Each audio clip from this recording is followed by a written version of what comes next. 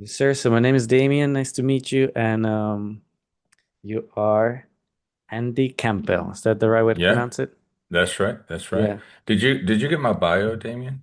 Yes. No, I read it. Okay. And I Okay, even good. got your book right here. That's right. You sent me the message this morning. Yeah. That's right. Yeah. I did tell you I would send it. And I read it.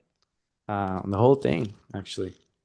And it was Right pretty on. good. I was amazed. Like, Yeah. yeah, that's a I good. appreciate that. I appreciate that. How long did it take you to write this book? Well, it's always slowly at first, then all of a sudden, I think from the time I started putting, it's not really pen to paper anymore, but the from the time I started writing it, probably 30 days, but Damn. it was a long time in like putting the concepts together, putting the words together, like putting the structure together. And then it was, I don't know, maybe 6 weeks of working on it and then hiring an editor and having the editor do it and, like going through the whole Really? process. Yeah. That's amazing. So you say only about 30 days it took you, but you already had everything About six like weeks. an Yeah. I mean, but outline from scratch, from 0 to 100. yeah, I mean, I had, it's kind of like you see when, like you see somebody who was writing a historical account, a nonfiction history book, and they just have notes everywhere, but they never Yeah, really put them together. And so then when they started putting them together, it only took them 6 or 8 weeks to put it together, but they had spent kind of years not really focused on it, but collecting a lot of information in different formats. And then one day, I'd taken a leave of absence from work, and toward the end of that, I started to get a little bored, and mm, so I just started looking at things and I said, you know what, you've thought about this before, but you've never done anything with it, so you got nothing else to do now. So that was kind of the pulling together of all the different pieces of information. interesting. No, and I really enjoyed it. I'm not really good with introductions, let's per se, but I do want to Yeah, say that I read this book. I got hooked, by the way, like by the first chapter. I really liked one phrase in particular that you mentioned, which it was from one of the Bible people, I think Ecclesiastes, and then you mentioned there's yeah, nothing new under the sun. I don't yeah, know, for some yeah, reason yeah. when I read that, it's like, oh, okay, that's really cool. And I started thinking about that phrase ever since. Even though I've heard about it before, because I read that chapter specifically, Yeah. it just stuck to me. And to me, it was also a sign in some way, like because that was the first chapter I ever read from the Bible. It was Ecclesiastes, just because Yeah, of how strange of a person he was, or like depressed, because the whole chapter is very negative in some ways, like that guy. yeah, And in fact, one of my few first episodes of this podcast was just talking about him, because one of them was like, I envy the people that died, but I envy the people that was never born because they never yeah, got to suffer. It's like, yeah. God damn, man.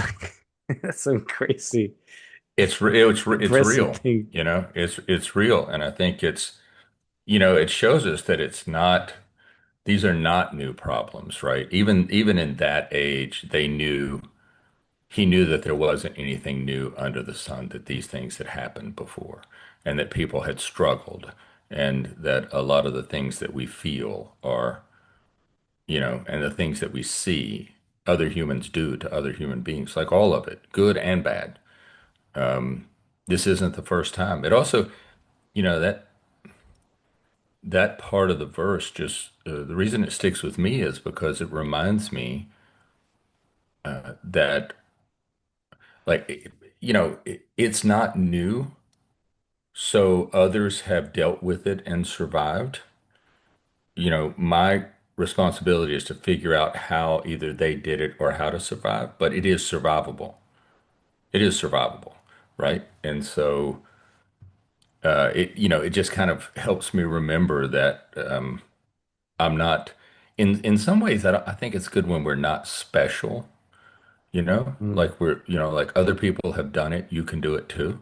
You're not special. You won't die from this. You won't, this won't crush you if you decide not to because it happened before and these people were able to, the human race keeps surviving. Right. So I don't know that to me as kind of negative as it is, to me it's kind of hopeful, right? Because it's like, so somebody has walked this path before Yeah. and somebody has survived it, you know? Yeah, when you put it that way, it can be hopeful. And I used to think Yeah, like that as well. But I want to move on to another one that you also yeah, mentioned. Another phrase that I really liked was don't fly too close to the sun. You share the story of the guy that had the wings yeah, made out of wax. He yeah, flew too close to the sun, so they melted. A classic Bible story. But yeah, for some reason, also when I read it again there, I'm like, oh yeah, that's true. And then I kept it throughout the days, and I was doing some things just at my workplace that were a little, let's say, risky. And I would always think about that phrase that you say, like, maybe I shouldn't be doing too much of this because I'm flying too close to the sun and I'm gonna burn out. And yeah. Well, I mean, look, you don't outrun the universe, right? No one outruns the universe. And so there are things where, I mean, that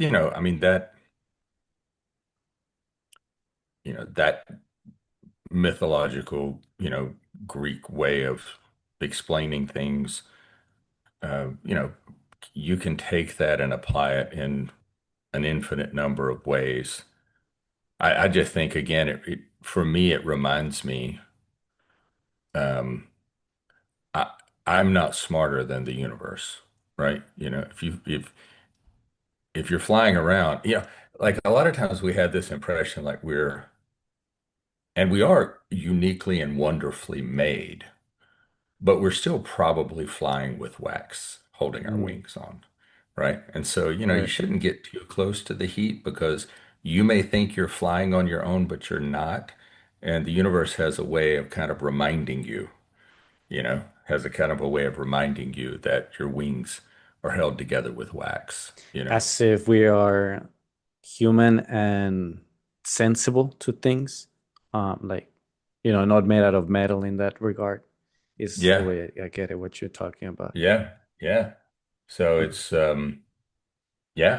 I think it is I think all these cliches. I mean, that's the reason I wrote these core beliefs down as kind of cliches, or the cliches to me are like meta phrases, like mm, they're they're words that are easy to remember, but they represent a much larger meaning, right? There's like all this stuff that's underneath them that is represented by these few words. And so when I started writing down my core beliefs along the years, as I would write them down, I had to write them down into, what I would think of as kind of a cliche, but a phrase that I could remember and refer back to when things got bad, or when I wasn't sure what to do, I could refer back to it. And those words, those meta phrases would remind me of everything underneath it. Why? It's an interesting thing you're mentioning. You mean to say that along the days as you go by, you're actually writing down things as they come up in your head? Like, do you have an in the phone, like phrases or a little book? Um, I jot them down on paper. I'll put them down on in the phone in notes. I'll make a voice memo. I'll scratch it down on something that I'm doing at work, and like write it down as some. It's mainly, to me, these are things that I think I've observed, you know. And so if I observe them happening enough, then I start to think, oh, well, that's something that you should remember. You shouldn't have to learn this lesson again. It keeps coming up over and over and over again. And so, if I've observed the world working a certain way or people behaving a certain way, like the one, there are no hard decisions, only hard consequences. Right, I I had love that one. observed, Yep. yeah, I had observed people. You see people all the time, you hear people all the time say, well, I don't know, that's a really hard decision. And when I was going through cancer, through the chemotherapy treatments, there got to be a point where the cancer was killing me. I mean, the chemotherapy was killing me faster than the cancer, and I had to come to a place where I made the decision. This really quiet voice was telling me that I needed to stop doing the chemo. And then there was this really loud voice that was telling me, no, you shouldn't stop chemo, and here's all the bad things that'll happen to you if you do, right? You'll end up dying this horrible death, and you won't be able Mm, to see your wife, you won't see your children, you won't get to accomplish any of these things. It's just terrible. You can't. Um, but I ended up going with the quiet voice that I felt was more accurate. And what happened was a series of events occurred over 90 days. Some very important events occurred over 90 days after and only because I chose to stop the chemotherapy.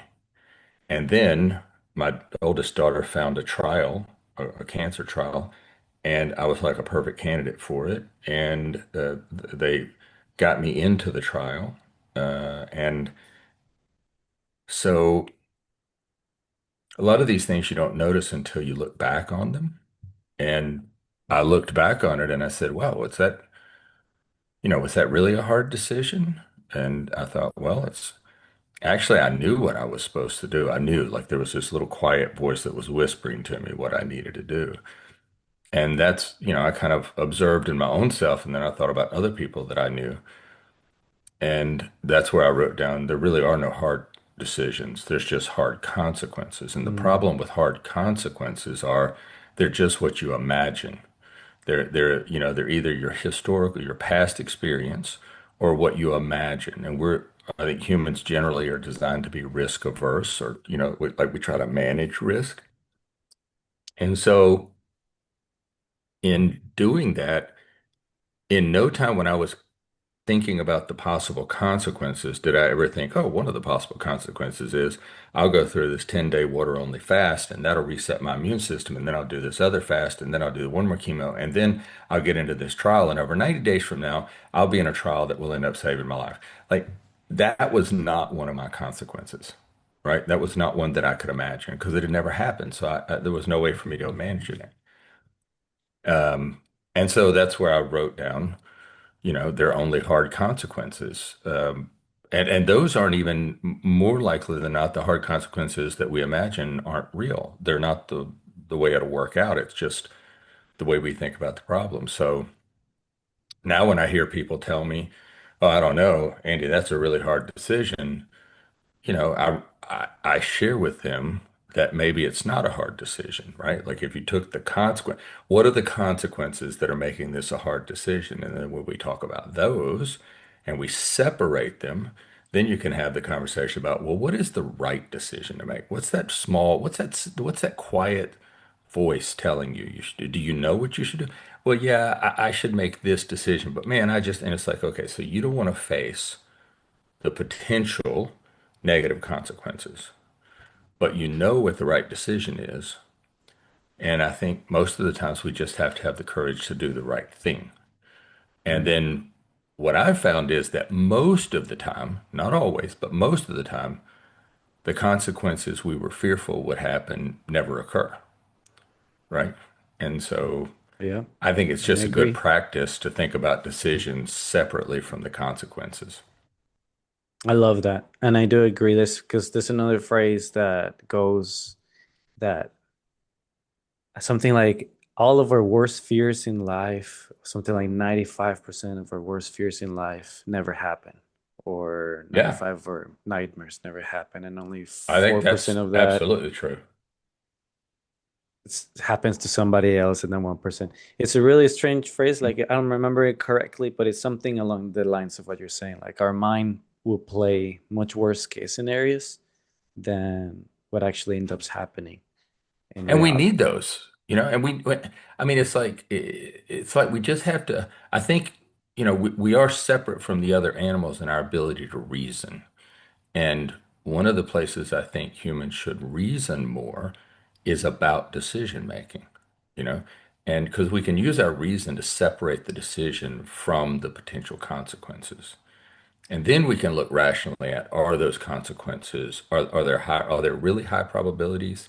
And look, we're designed to take consequences and factor them in, and we should always factor in consequences. But we should then be reasonable and rational with ourselves and say that those consequences are only what I am aware of. Hmm. I'm not aware, I can't be aware of consequences that I am not knowledgeable about, that I'm not aware of. Things I don't know, how could I factor those in, into my calculation? And so I mean, look, being risk averse, managing risk is every animal on the planet has that. We all try to avoid death, right? None of us do eventually, but we all work to avoid death and avoid bad consequences. I just think that, look, you don't want to spend a lot of time. If you're in the Arctic and there's a polar bear nearby, you should follow your instincts and be very afraid of that polar bear.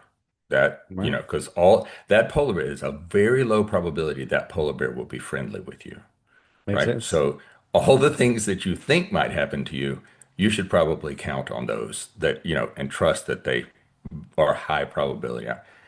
But like when I stopped chemo, I had no idea what the rest of the universe. Like so, Mm. one of my I guess kind of approaches to this thing is I'm a big believer that we have to give God whatever someone calls it. If they're not a believer in a creator, then your instincts, okay, the universe, the higher power, God, the creator, whatever it is. For me, it's God, a creator. I never want to take away from the creator the opportunity to work things out for me, right? I don't want to be so arrogant as to take that out of his hands, away from the universe's ability to help me. And so I think, you know, that's why when that still small voice speaks to us, we should listen to it and at least work to discern, is that the right thing to do in spite of what I'm afraid of might happen, right? Um, Hmm. because I think whatever the consequence is, you should do the right thing. The probabilities are, as you just said, that 95% of the time the bad thing won't even happen. It won't happen. At Right. least it won't Yeah. it won't happen the way you imagined it to happen, right? So, yeah, I think we should not take away from the universe its ability to help us. That's And amazing. one of the ways you don't do that is you don't only listen to the loud voice. So it's like a, yeah, that's very difficult for a lot of people. So kind of what I take from that is just surrendering to like God or life itself to do its thing. You take the decision that speaks to you the most, even if it's in a low voice. Sometimes it's not the loudest. And then you let life do its thing. Kind of let chance, in a Yeah, way, kind of take yeah. you.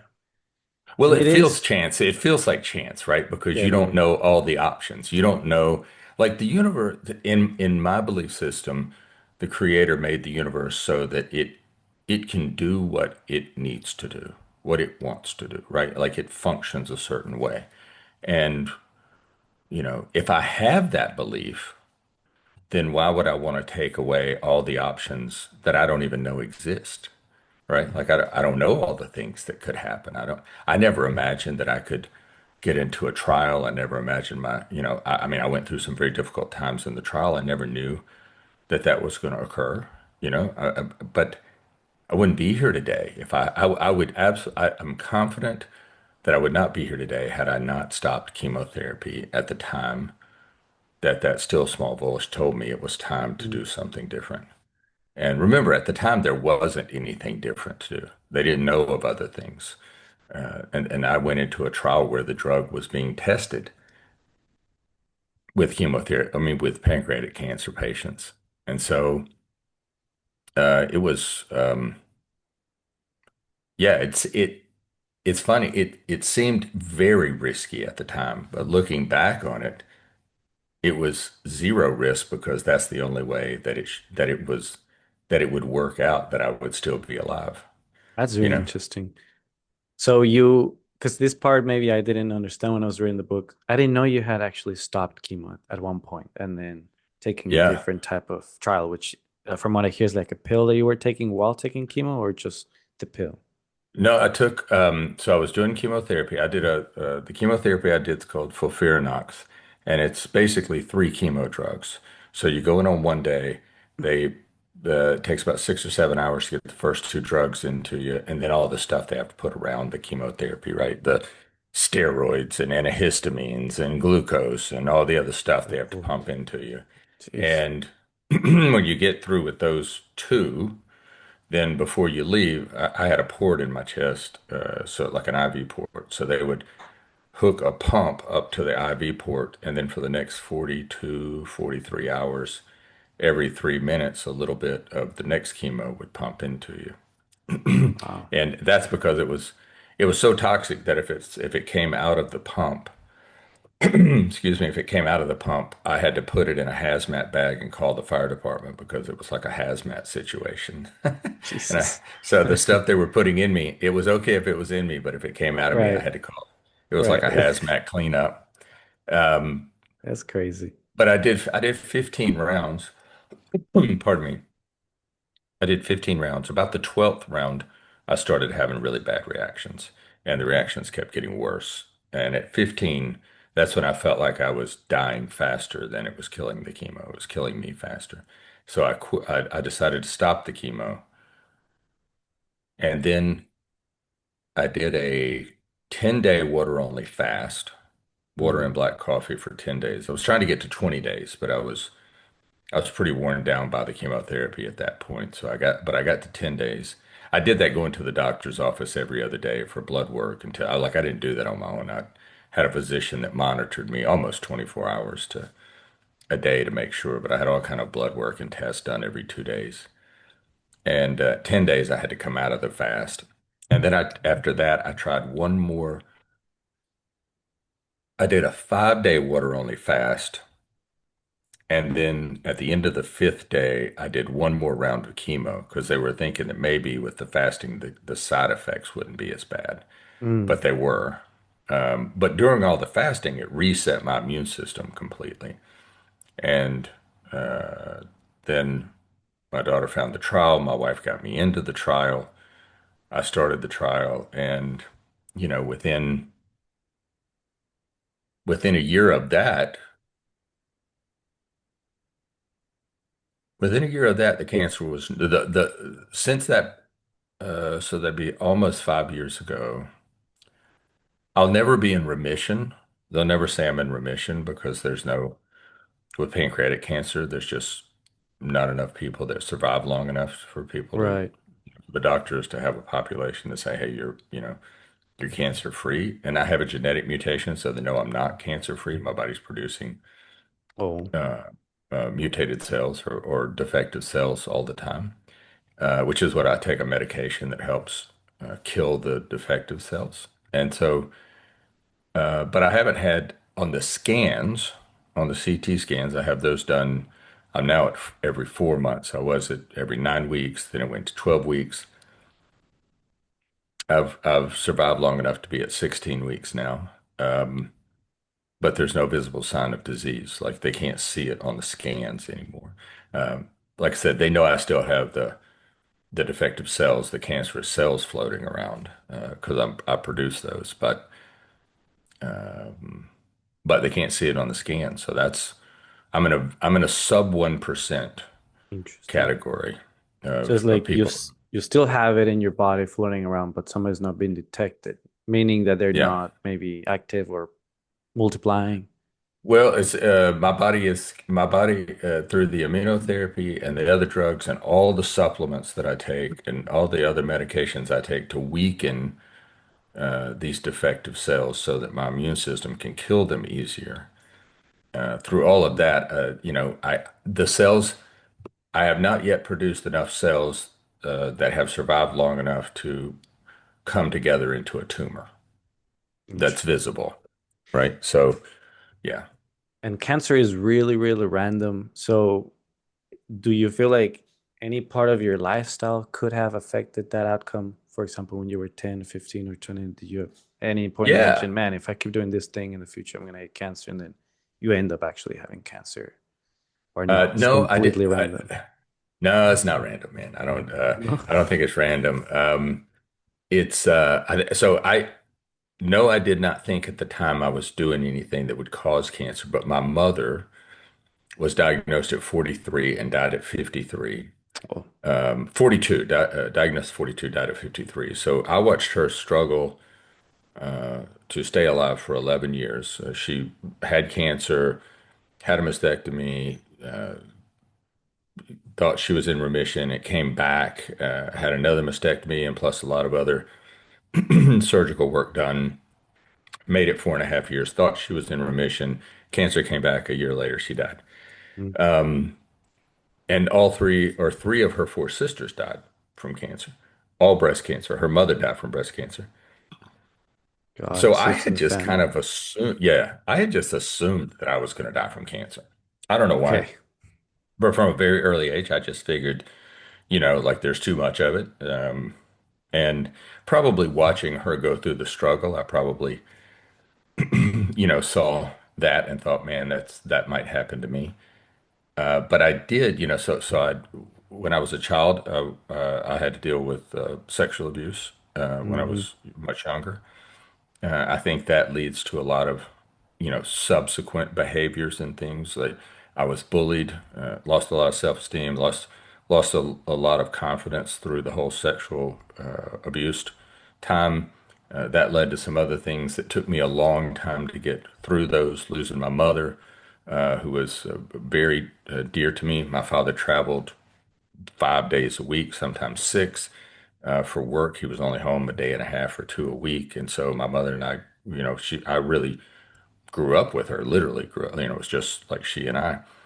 And she worked full time, but that's who I knew. So losing her, I think what happened though was as I grew up and then got married, had children, I thought I had all those things solved, put away, boxed up. But I didn't. And I had a pretty I had a pretty a very party oriented lifestyle Mm. that I think was primarily can be attributed, back to just the kind of the natural things that come out of the unnatural act of sexual abuse of a child or minor. And eventually, I think those things caught up with me. So I have a genetic mutation called a BRCA1, a BRCA mutation. It's very prominent in breast cancer, and now they find that like 10% of pancreatic cancer patients have it, and maybe going to 20. And but it's basically a defect in your DNA that doesn't produce a protein that allows defective cells to be produced, right? And so that's why they know I still produce them because I have this genetic mutation, so I'm more likely than not always producing these defective cells.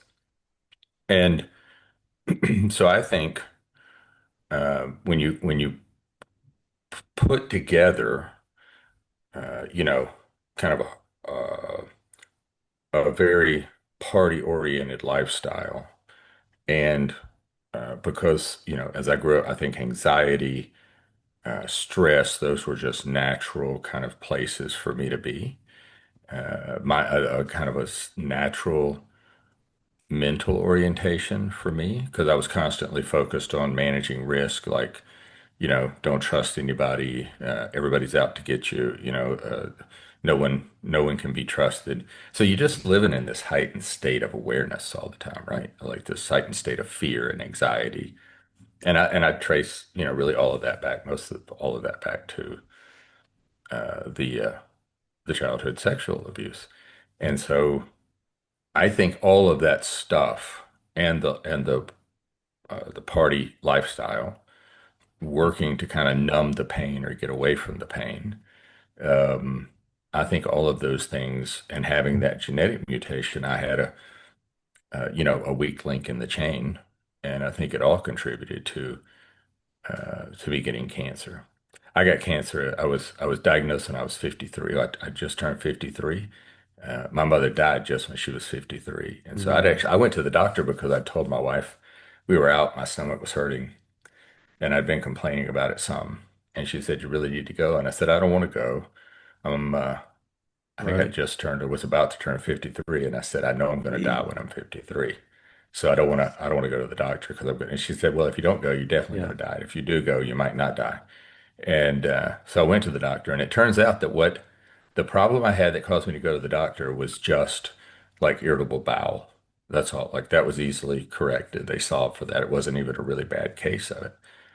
But when they did, so then he thought I had a gallbladder problem. So they did an ultrasound, and when they did the ultrasound, they found the liver cancer. Oh, And then when they did the MRI, they found the pancreatic cancer, and they realized it was pancreatic cancer that had spread to my liver. So look at that. yeah, I don't think it was random completely. You know, why didn't I have cancer at 10? I had the same genetic defect. Why didn't I have cancer at 10 as I did at 53? I think it's because, 53 years of hard living and, trying to run away from confronting things. Um, I think it caught up with me. And one of the ways it caught up with me was cancer. Definitely. So yeah, taken from your family history, from everything that happened in your childhood to the partying, and most importantly, like it was in your genes already, because you mentioned like 3 or 4 people in your family had breast cancer at some point. Yeah. That definitely runs in the family. And I Yeah. understand your fear where it's like, yeah, this is the age, and if I go to the doctor, I just didn't want to hear it. It's like the Schindler's box. It's like Yeah. there's a cat inside, but it's dead. But you don't know it's dead unless you open it. Or Yeah. maybe there's a cat, maybe there's not a cat, so you don't want Yeah. to open it. And it's kind Yeah. of like that. You don't want to Yeah. open the Pandora box either. You don't want to Yeah. even No, play you with it. don't. It's like if it's going to happen, it's going to happen. I don't want to know. Hmm. But what I would tell people is that was a really poor way to look at it. You do want to know. There's a lot of targeted therapies available today. The understanding of cancer cells and how they function and what's involved is it's massively different. Pardon me, it's massively different even today than it was 7 years ago when I was diagnosed, right? It's not even the same universe. And that universe was not the same universe as my mother was diagnosed in the late 70s. It's like the difference between Neanderthals and, and going to the moon. And so yeah, I would say do not approach if you're concerned about cancer, you know you have a genetic defect or you've had it in your family, you can get whole genome sequencing done now for like four or five, less than $500. Get the whole you can get for probably $250 or something like that. You can get a whole cancer panel. If not the whole genome, you can at least get the cancer panel, although I think the whole genome is worth it. Mm. Find a way, don't buy lottery tickets for a month and buy the whole genome sequencing. And Right. because I think with that, you get some insight into things that you can do, like around supplements and holistic, integrative therapies and, you know, guided imagery and acupuncture and Reiki and for energy and all the supplements that you can take that'll just naturally weaken cancer cells, and so that your own immune system can do a better job. There's a lot you can do preemptively that can help you have better bodily health. So I would say, don't do what I did. Get the information, confront the information, and if it looks like you have something that, might contribute to you having a cancer diagnosis in the future, change your lifestyle today, do some things differently so you can, push that out as far as you can. And maybe it'll never even happen. That one was a luck of the draw, the fact that you found it by accident in some regard because of your irritable bowel syndrome is what they found first. And then from then on, they went on digging and found it. Um, was the irritable bowel syndrome part of the cancer, like a consequence of it, or was that something No. separate? Mm-mm. That was completely separate, man. Okay. That was kind of the crazy thing about it was that it wasn't related at all. When they did my biopsy, the GI doctor came to me. He had done like my like for acid reflux, like I can't remember what it's called now, but that, and then like a colonoscopy, like when you turn 50, I Yeah. think I had to have one of those, all that. So like the GI doc, I knew him, and he came back in the room after they got the biopsy, and he had gone and done the ultrasound and got the biopsy from the pancreatic, from the pancreas, and he came back in and he said, "How did you know?" And I said, well, I mean, I had this, stomach pain. And so I went in. He goes, yeah, but that wasn't related. Like, how did you know? And I said, well, I didn't know. And he said, if you had not had that stomach pain that caused you to go in, he goes, it's everywhere, There you but go. it's nowhere where you would know it. It's like it's nowhere that you would know it. But you're not, another 90 days. And like it would be where you knew it and it would just be overwhelming. And it was, I mean, for a cancer patient, when you're stage 4 pancreatic cancer, it was overwhelming. They didn't give me a good prognosis, right? I mean, the prognosis was I'd be dead in probably 6 months, maybe. Um, but, maybe if I stretched it out, if I got super, super lucky, might make it to 8 or 9 months. But they'd be a bad 8 or 9 months, right? It wouldn't be like eight or Right. nine months and they just die. It'd just be a really bad 8 or 9 months. Vomiting, Um, all yeah, that. everything. Yeah. But he looked at my pancreas and he was like, I still don't know how you knew it was there. And I said, I didn't know it was there. You know? No, that's one of the things that I hear about cancers. You don't feel them. By the time you feel it, it's late. So Hmm. they're usually at the stage 4 by the time you Yeah, feel it. that is absolutely true. There's a lot of cancers that are, they're not like, a lot of times women can do breast examinations and they'll feel a lump, they'll feel something that doesn't feel right. Hmm. Um, Testicular cancer can be like that. But you don't know, right? No. And it could be something like like I've had back pain a lot. I've had 2 back surgeries while I was going through the cancer treatment when I was actively going through the trials, flying back and forth to University of Pennsylvania. Had to have 2 back surgeries, and one of the things they'll say is that some people end up having back pain in a particular area of their back that feels like a pulled muscle, but it's actually the cancer in the pancreas is pressing on a nerve Mm. that like makes the muscle spasm. So you think it's a pulled muscle, but it's not. It's and so, a lot of times they'll say, look, if you feel the pain, it's too late. Like you got to get there before you feel the pain. So when I have back pain, which I have a lot, I'm always still in the back of my head, I'm thinking, is that? And it's Yeah, like, no, you just had a scan 60 days ago, so I think you're okay. Like it would have been on the scan if it was there enough to press on a nerve, you would have, excuse me, you would have seen it on the scan. So, you would have seen it's it. yeah, but those things are always in the back of your mind because these cancers are not something they I don't like to say they're sneaky. They just don't like in mine, it could be everywhere but nowhere that you would know it.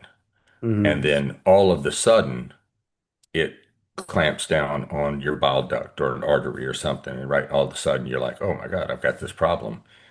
And then it's too late because yeah, it doesn't until when you feel the pain, a lot of times it's too late. It's too late.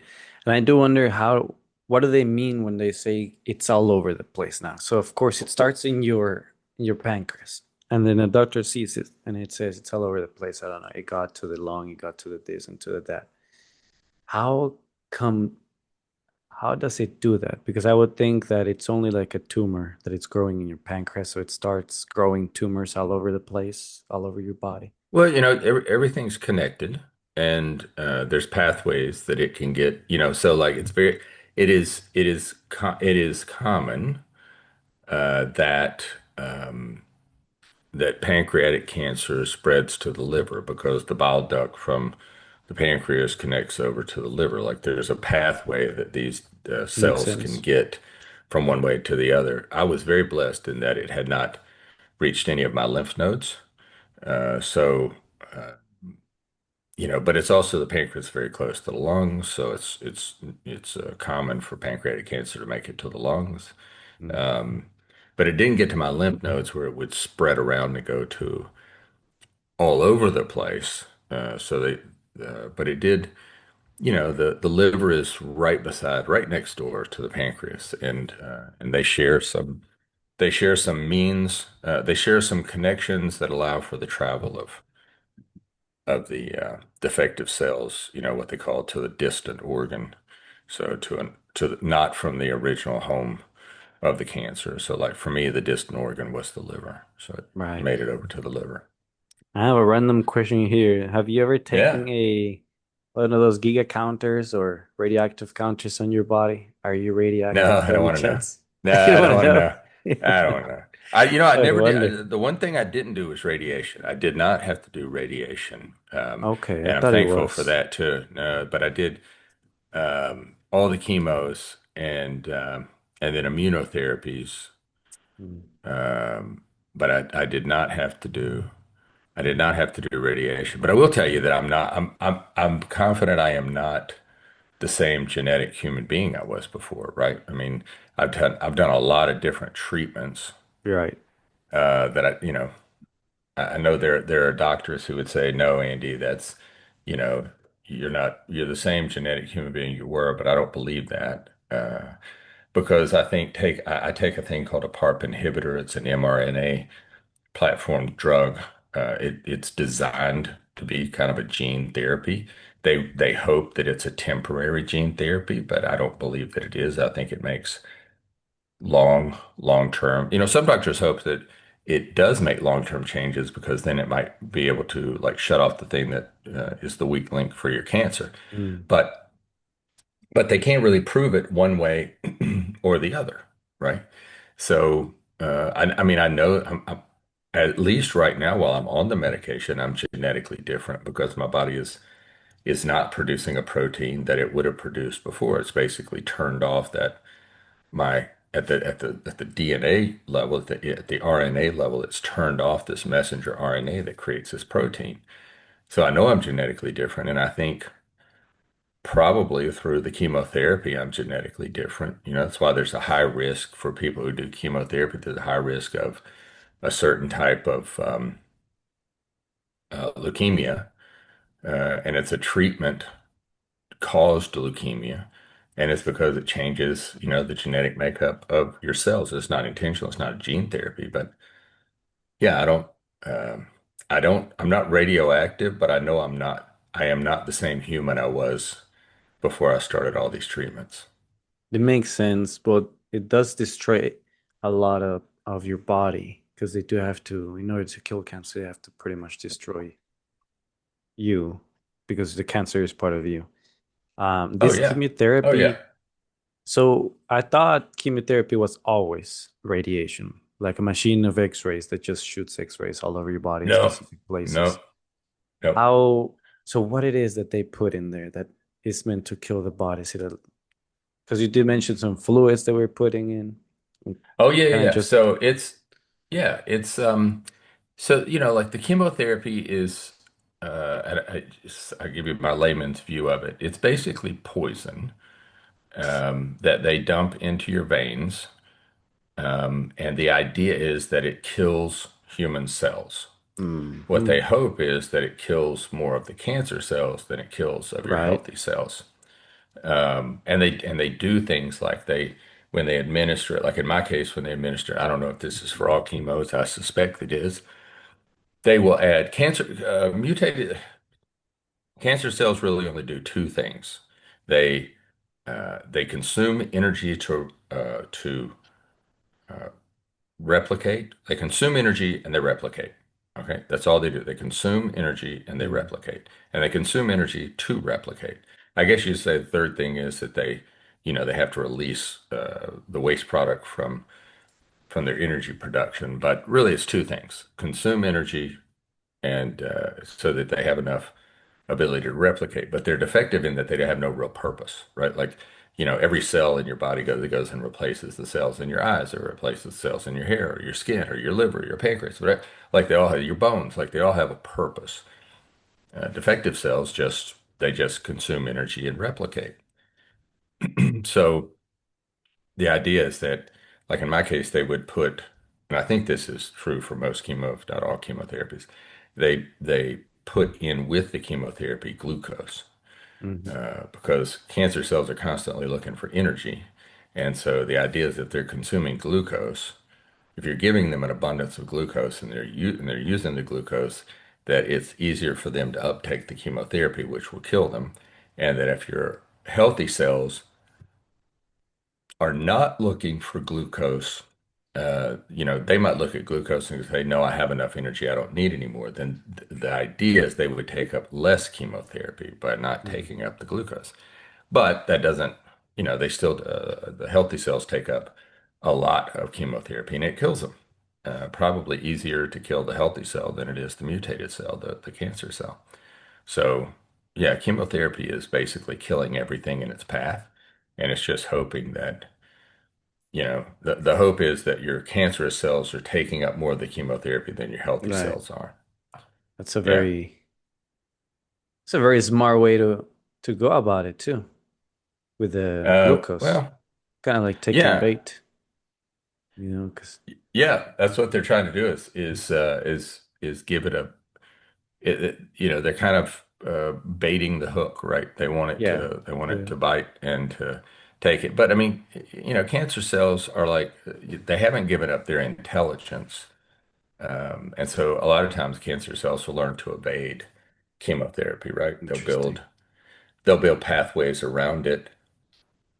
There's one method that the cells will use where they'll open up one door of the cell, an opening of the cell, let the chemotherapy come in, but they never open up the cell nucleus, and then they open up another Mm. side of the cell so the chemo goes in and out without actually touching the nucleus of the cell, so it won't kill it.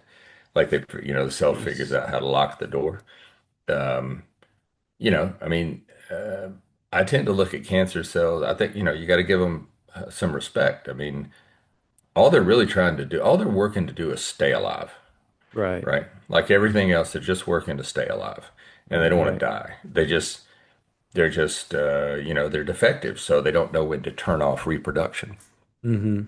That's it. That's what usually they start causing problems because they start becoming tumors and just Yeah. propagate all over places where they're not supposed to be, taking more Yeah. energy than they consume more than you can have. Yeah. It is a really crazy disease. That's why it's so important to cut out glucose as much as you can, get your sugar under control. Oh, If you have cancer, because that's like the number one. I think that's probably the most prevalent source of energy for cancer cells is glucose. just So you in want to general. manage your sugar levels. And Get on. Like I'm on a couple of sugar medications. I mean, I'm on one in particular, a drug called metformin, and I'm on that to help manage my glucose levels. I didn't know that so much went into that. And then you did mention that at one point you did a fasting for 10 days and you did water and coffee. Now, I've heard about the Mhm. water one. I didn't know about the coffee. Is there a Well, reason for coffee that? doesn't have any calories as long as you drink Okay. black coffee, right? You can't have coffee with cream or anything in it. But the idea is basically you stay hydrated, um, but you consume no calories. And again, this is under doctor supervision, getting blood tests and getting all kind of Yeah. tests done, every couple of days to make sure that I don't recommend this a 10-day fast. There's a lot of people that do 3-day fast. I've done 3-day fast. I've done 5-day fast. But the fast, that I'm talking about, even when I do a 3-day or 5-day or 1 day, it's just water or black coffee only. Yeah. Was that a doctor's advice or something that Yeah. you Yeah. saw No, that may help? no, it came from my general physician turned me onto it. And he had been doing some research. So what they found was, I said that like they give you glucose for chemo because the cancer cells take up a lot of glucose. And so what they did, they were working on some stuff at the University of California, San Francisco. And what they found there was they would have patients before chemotherapy fast for like 3 to 5 days. And what it does is it puts your healthy cells know that they're running out of energy. They know that you don't have enough glucose coming in. They don't have enough they don't have enough food to consume for energy. So your healthy cells will go quiet. Mhm. They'll call it like in a state of quiescence. So your cells go quiet, so which means they're not consuming anything because they think we don't have anything to consume, so we better kind of turn off and conserve energy. But cancer cells don't have an off switch for conserving energy. So what they found was that if you fasted, at least in their research, if you fasted for 3 to 5 days before you did chemotherapy, then what you would end up with is the cancer cells would be much more prone to take up all the chemotherapy. And the healthy cells would be less impacted by the chemotherapy because they were still in a state of quiescence. They're still being quiet. So they weren't consuming anything, right? They didn't know there was anything to consume. And so the Okay. idea is by the time the healthy cells get turned back on and they're like, oh, there's glucose here. Well, the chemotherapy's already ran its course and has left your body, right? So the idea is that that they had was that if you fast 3 to 5 days, water only, water and black coffee only. If you fast before you do chemotherapy, then you'll have fewer side effects because your healthy cells won't take up the chemotherapy. It'll be a much higher intake by the or uptake by the cancer cells.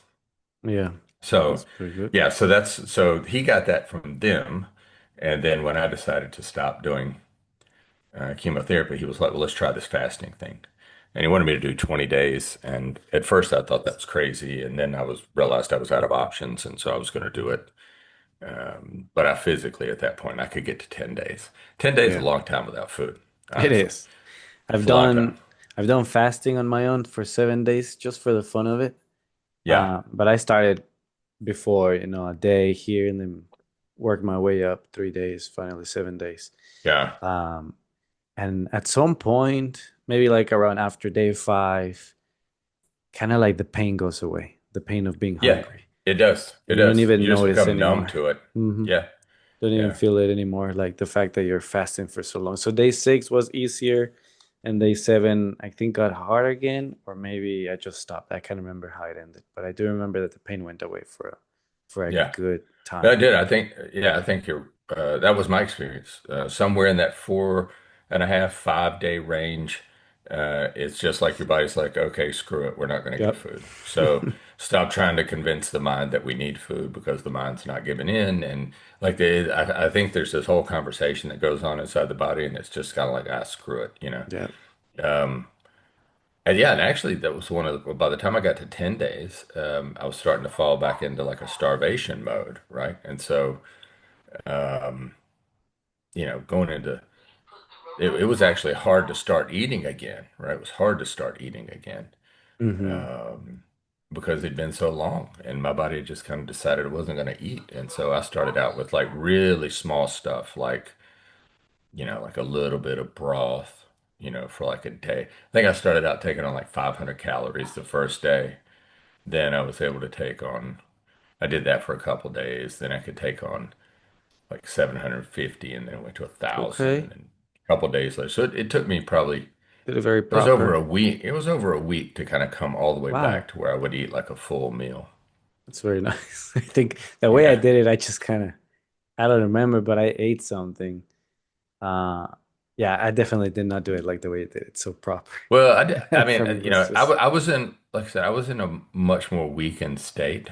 mm, And so, having done the 15 rounds of chemo before the fasting, I think, oh yeah. the doctors were more concerned about how I was going to react to food again. Like could my system sustain it to where they're going to have to put me in the hospital to like get me an IV to get things going. But I came out of it. It worked out. Will make Worked sense. out really well. Yeah. Did you enjoy that experience of being on fasting? Because at least for me, well, for you it's going to be different because you were battling cancer as well. But for me, there came a point where I did enjoy it. Feel like Superman. Like I would see everybody at restaurants and I'd be like, "Ha, they need to eat," but I don't. Yeah. It feels like Yeah. that. Like Yeah. you It's don't need to eat. I think there was did I feel better, man? My whole immune system changed when I came out of the fast though. Like I used to hate dark chocolate. I didn't really like chocolate at all. I mean, I'd eat milk chocolate, but I didn't like it that much. And and when I came out of the fast, I only eat dark chocolate now. It has to be at least 70% cocoa. For a long time, it had to be 80%, or I couldn't eat it. It was too sweet. Hmm. I when I came out of the fast, I ate one watermelon a day, one a day. I had to go to the store, or my wife had to go to the store every day and get a watermelon for me. And then it just I don't know, it just changed a lot of things. So I definitely during it I was still dealing with all the side effects from the cancer and the chemotherapy and all those things. So I was pretty weak. But afterwards, yeah, I felt really good afterwards. Like, like your whole system has just had a reset. Yep.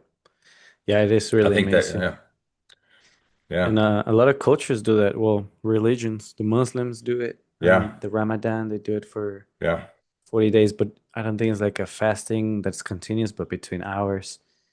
yeah, Um, I don't know if Christians do a sort of that when they give up something for a month. So it is in yeah. our I don't, culture to do fasting. yeah, yeah. Well, I mean, I think all those things that the Creator tries to tell us, and in those cases, from whichever religious point of view you come from, religious philosophy you adopt, um, you know, I think the creator is trying to say, hey, I designed you so that when you don't eat, like your body cleans itself up, like it has a Hmm. chance to stop focusing on processing food, and it has a chance to kind of go back and do like a spring cleaning on your body, right? It has a chance to go in and kind of not just kind of vacuum the floors, but now it's doing the baseboards, cleaning all the windows, getting all, it's like it's doing the whole thing. And so I think the reason it exists in all those texts and those teachings to fast is because we were designed to not eat. You know, we weren't designed to really Right. eat 16, 18 hours a day. We weren't. And That's so I like think, how we have it right now. It's yeah, just yeah, eat nonstop. I've always felt whenever I got sick with the flu, if I stopped eating, I actually healed faster. Maybe some other people yeah. feel a different way.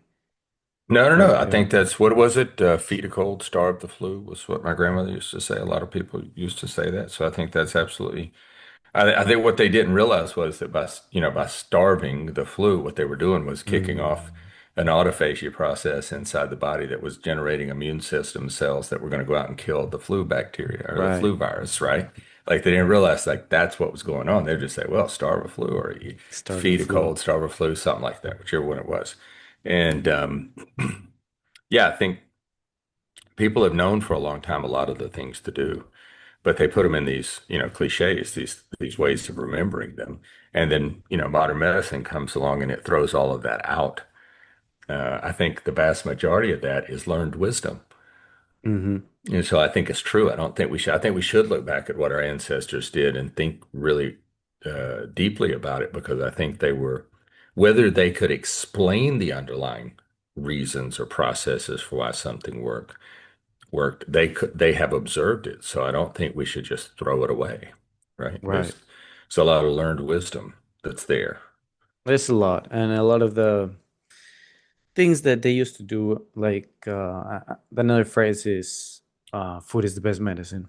As in, whenever Hmm. you're having issues, let's say with an easy one like acid reflux or gastritis, Hmm. it's just the food that's causing all that stuff. And then you gotta eat different types of food, more vegetables or less, like one ingredient type of meals rather than those that have Hmm. 50 ingredients. Yeah. So that in that So case, yeah, basically anything that's good, you got to cut that out, right? yeah. Cut anything that's good.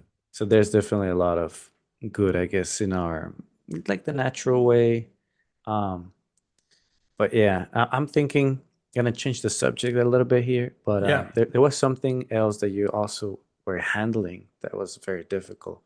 While, from my understanding, well, when reading the book, it was also while you were going through the cancer. Mm. And it's something that even for me is kind of hard to ask because it's really hard experience that you had. But I do feel like you need to give justice to your experience, and that is that you had a son that unfortunately went through a suicide. Was Yeah. that Yeah. during your It was. chemotherapy? Yeah. Well, it was after.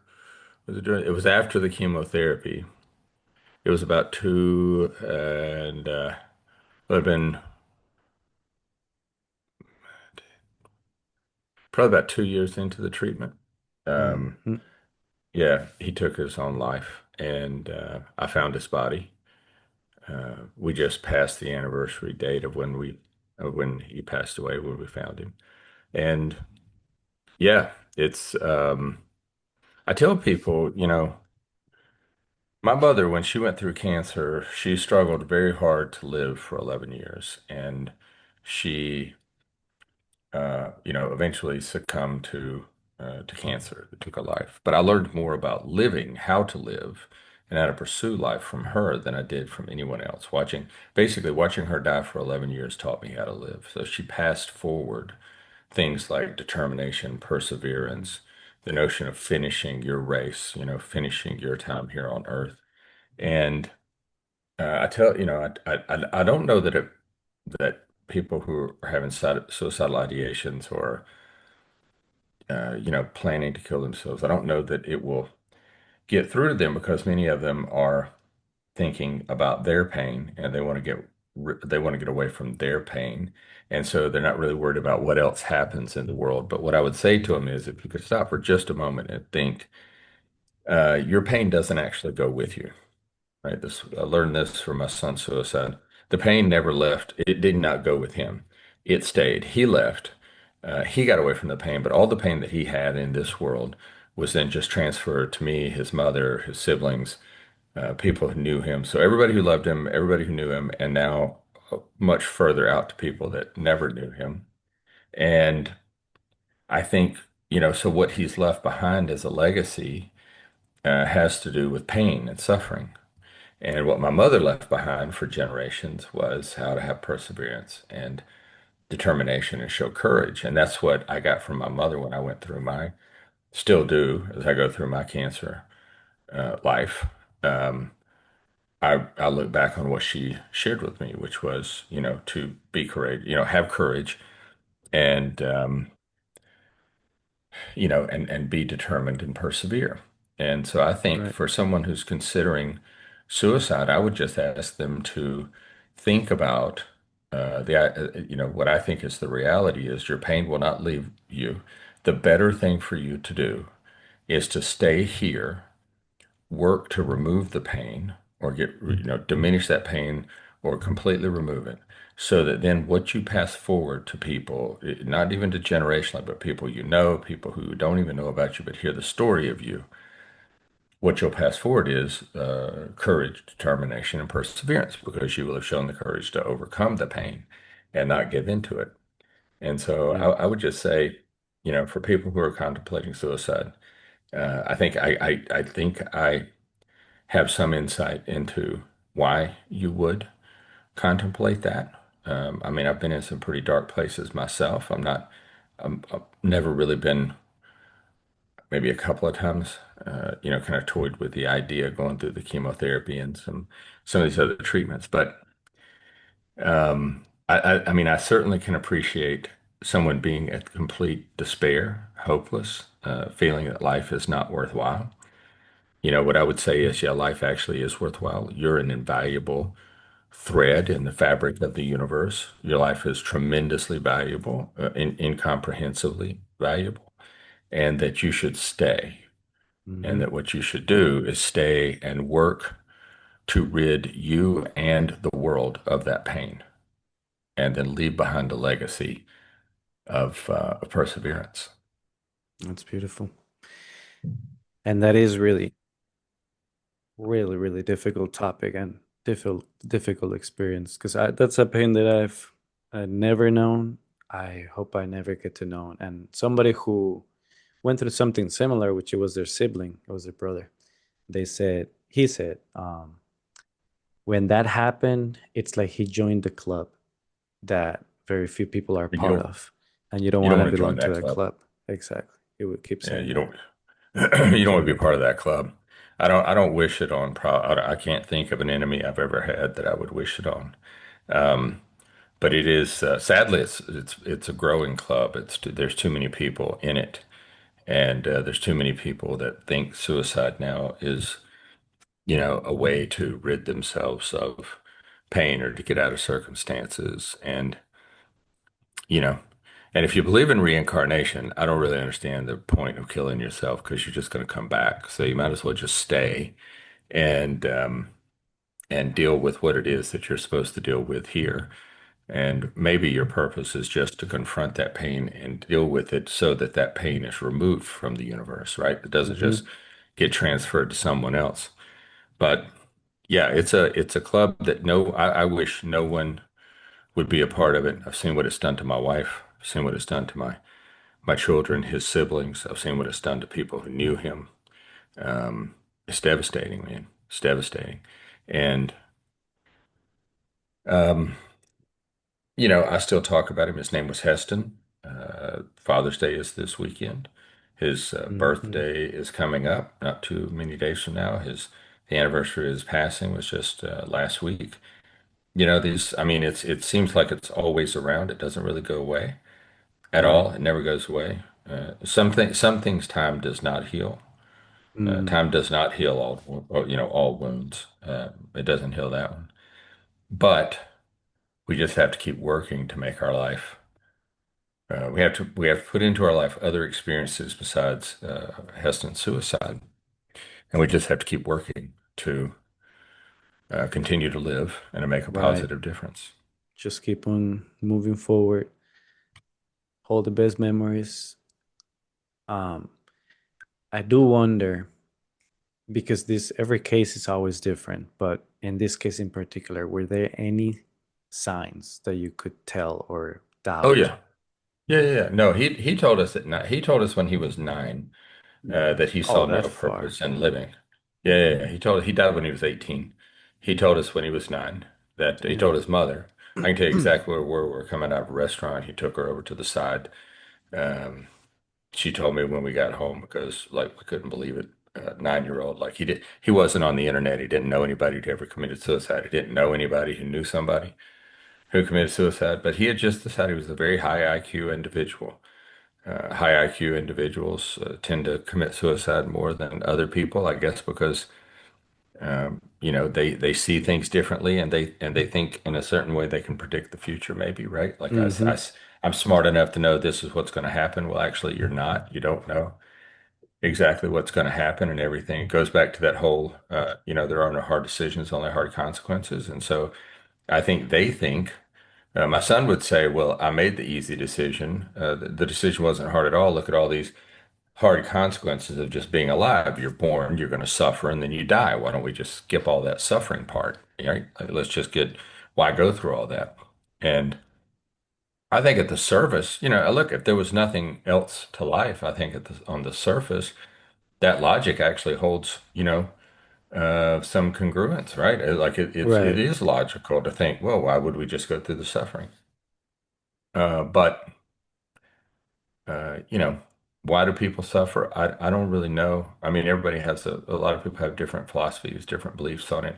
I just know that it is. Another saying from the Bible, I think this one's from Job, might be Ecclesiastes, but I think it's from Job, is that the rain falls on the just and the unjust. Mm. The rain falls, right? And so cancer happens, bad things happen, Right. bankruptcies happen, you lose your job, it happens, your spouse has an affair. Those things and it happens to whether good people and bad, right? It's not like why do bad things happen to good people? Because bad things happen to everybody. You just happen to be, like it rains everywhere. Some days the rain falls on you, and some days it falls on somebody else. And so I think it's just kind of part of the universe. Um, and so he told us when he was 9, he's like, I don't want to go through all that, so I'm not going to live that long. And we worked with him as best we could, all the help we could get for him. Um, but when he was 18, and we thought he was actually doing a lot better, we thought he kind of turned a corner. But Mm. one day, he just decided that was it. And he was 18 years old, locked himself in his room, and shot himself and ended it. Ended it for him. It was a new beginning for all of us. Right. Uh, yeah. That's an That interesting way to put it. Yeah. It ended for him, but a new beginning for everybody else. Oh yeah. Now I Right. don't know. Maybe he had a journey that had just begun there. I don't know, but that's not here in these dimensions, and that's all I can really deal with. Yeah.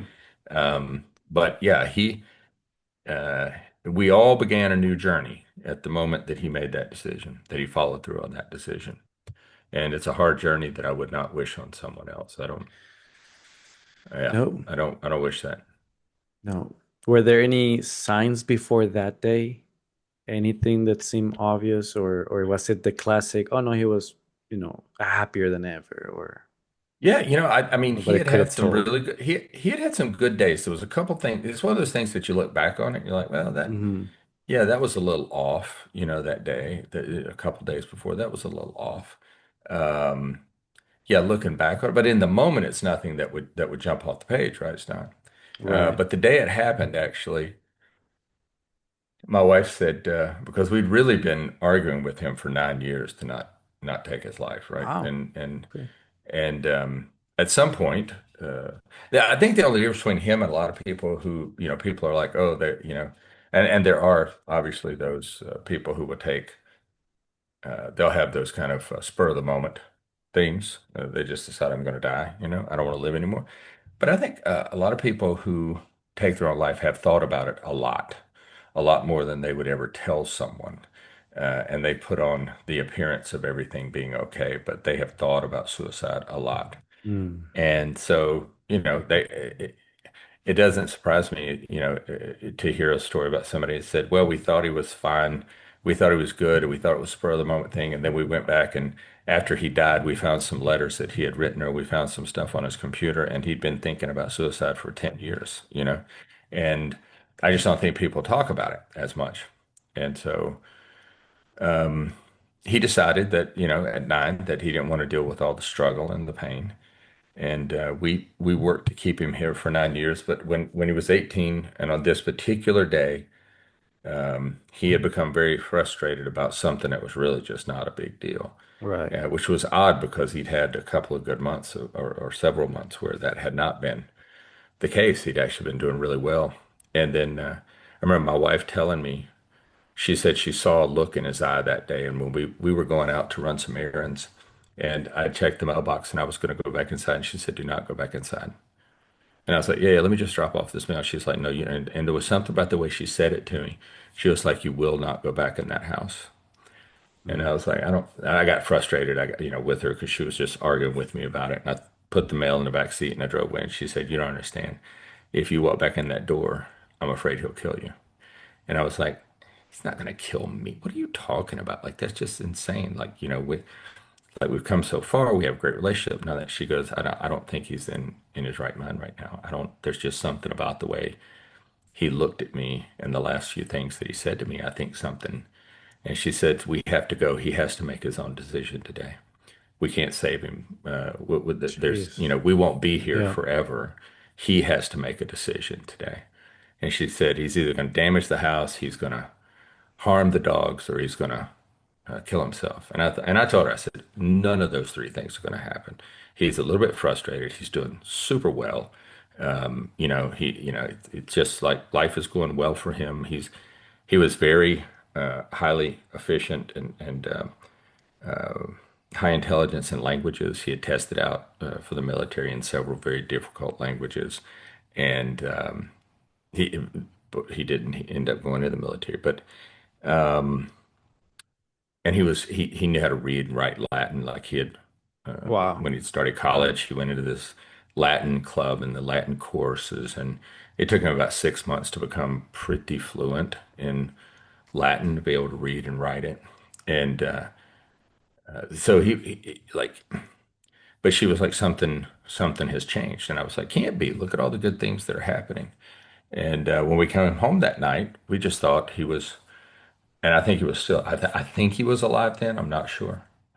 But we thought that he, had, just a lot of times we would just leave him alone. Like he would get something Hmm. to eat and go to his room, and he would usually read. Like he would be studying Latin, or he would be doing something for school, and he had just started college not too long before, and so it wasn't uncommon. But when he didn't come down the next morning, that kind of was a red flag. And then, based on what my wife said, I snuck around the house and got a tool so I could get in his door because it was locked. And when I opened the door, I found him. How curious that she sensed something, They were very and close. that. They were very close. He was the youngest, and she had the most time with him, I think. And so, and he had actually promised her which was a real struggle for my wife. He had actually promised her that he would never take Mm. his own life without talking to her first so that she had an opportunity to talk him out of it, right? They had an agreement that, and kind of a, where you have like a dark humor thing, you try to make some humor out of it. There was like this dark humor agreement between them that if he ever did kill himself, it wouldn't be in the house. Like he would, Right. because he knew she liked to have a clean house, so he wouldn't do anything. It was just like a little dark humor Yeah. thing. Some And jokes. but he did both those things. He didn't talk to her, and he killed himself in the house. And I think in that moment, whatever happened, he became very desperate or lost hopeless in that moment, and all he wanted was to get away from the pain. And I think he thought that would end it. He thought I've heard people who contemplate suicide or have attempted suicide say, well, I think everybody else will be better off without me. Like things will be better if I'm not here, and that's 100% untrue. Things are always worse after suicide. Hmm. Always worse after suicide. They're never better. No, you're not protecting anybody from yourself No. Mm-mm. by No. taking yourself out. Mm-mm. No. How interesting too that she had that decision of like giving him the independence of it. Yeah, Very we talk strong, about it. We've talked strong about leader. it. She's very, in some ways, not so much, but, she's very tender-hearted. But in that way, she was, yeah, we've talked about it many times afterwards. She said, I don't know how I knew, but I just knew that day, that was the day Right. that we could not take that decision from him. Like, Yeah. he was approaching the age where we would not be there all the time. We wouldn't Hmm. be around to interfere with any plans he had. So he had to make a decision on his own. Right. Right. And, in my opinion, he chose poorly. Um, but, he made a decision that is irreversible. You can't reverse this decision. So, No, it makes sense because you guys stopped it from what I hear for 9 years. So after that, I do get the sense of it's his decision from here on. yeah. Decide Well, what's gonna the take. funny thing was, I realized afterwards it had always been his decision. Like we had basically influenced him. I think we had, but he had been the one who decided that he would not kill himself. And I think that's the case for every human being. Like, we don't actually control other people like we think about it. I thought for a long time that I was keeping him from killing himself. I may have Hmm. been giving him some reasons to consider. He may not have wanted to kill himself at a particular age because he thought that would leave us more devastated than we are now. Like you don't. But ultimately, he had been deciding every day not to kill himself. We had just been a part of that process. So, yeah, if you're thinking about killing yourself, don't do it. Things get worse, not better. Things get I worse, do. not better. They do because I've heard some stories. The first suicide encounter that I experienced was through a newspaper when I was something like 12 in a part of Mexico that was like a very little town, very, very far away from cities. And it was a Hmm. newspaper, and over there they don't have, you know, I don't know how to say it, but they had the picture literally of the person on Hmm. the bed with the Oh pills wow. Oh because he had wow. killed himself by taking a bunch of pills. And then the Wow. newspaper itself had the note that they left. And it Hmm. was just the person apologizing to their parents for putting the energy in him and giving him food and spending money on him. And then saying that this life was like there was nothing in it for him. So he wanted to explore the Yeah. afterlife and there was more out Yeah. there to explore. And Yeah. that's how he ended it. And, I was young when I saw it. And that was my touch of reality. Like, geez, there's people out here that will do this. Yeah. Yeah. I mean, and I guess to a certain extent, I kind of understand it. I can't really comprehend it, but I kind of understand. It's like, yeah, I want to go see what's on the other side. Um, my take on that is that that's not your decision to go see the other side, right? I mean, like you're literally taking out of the hands of the universe what it had planned, how it was going to change your life, how you were going to better everyone else's life. And just by being here, you were better. You're bettering everyone else's life.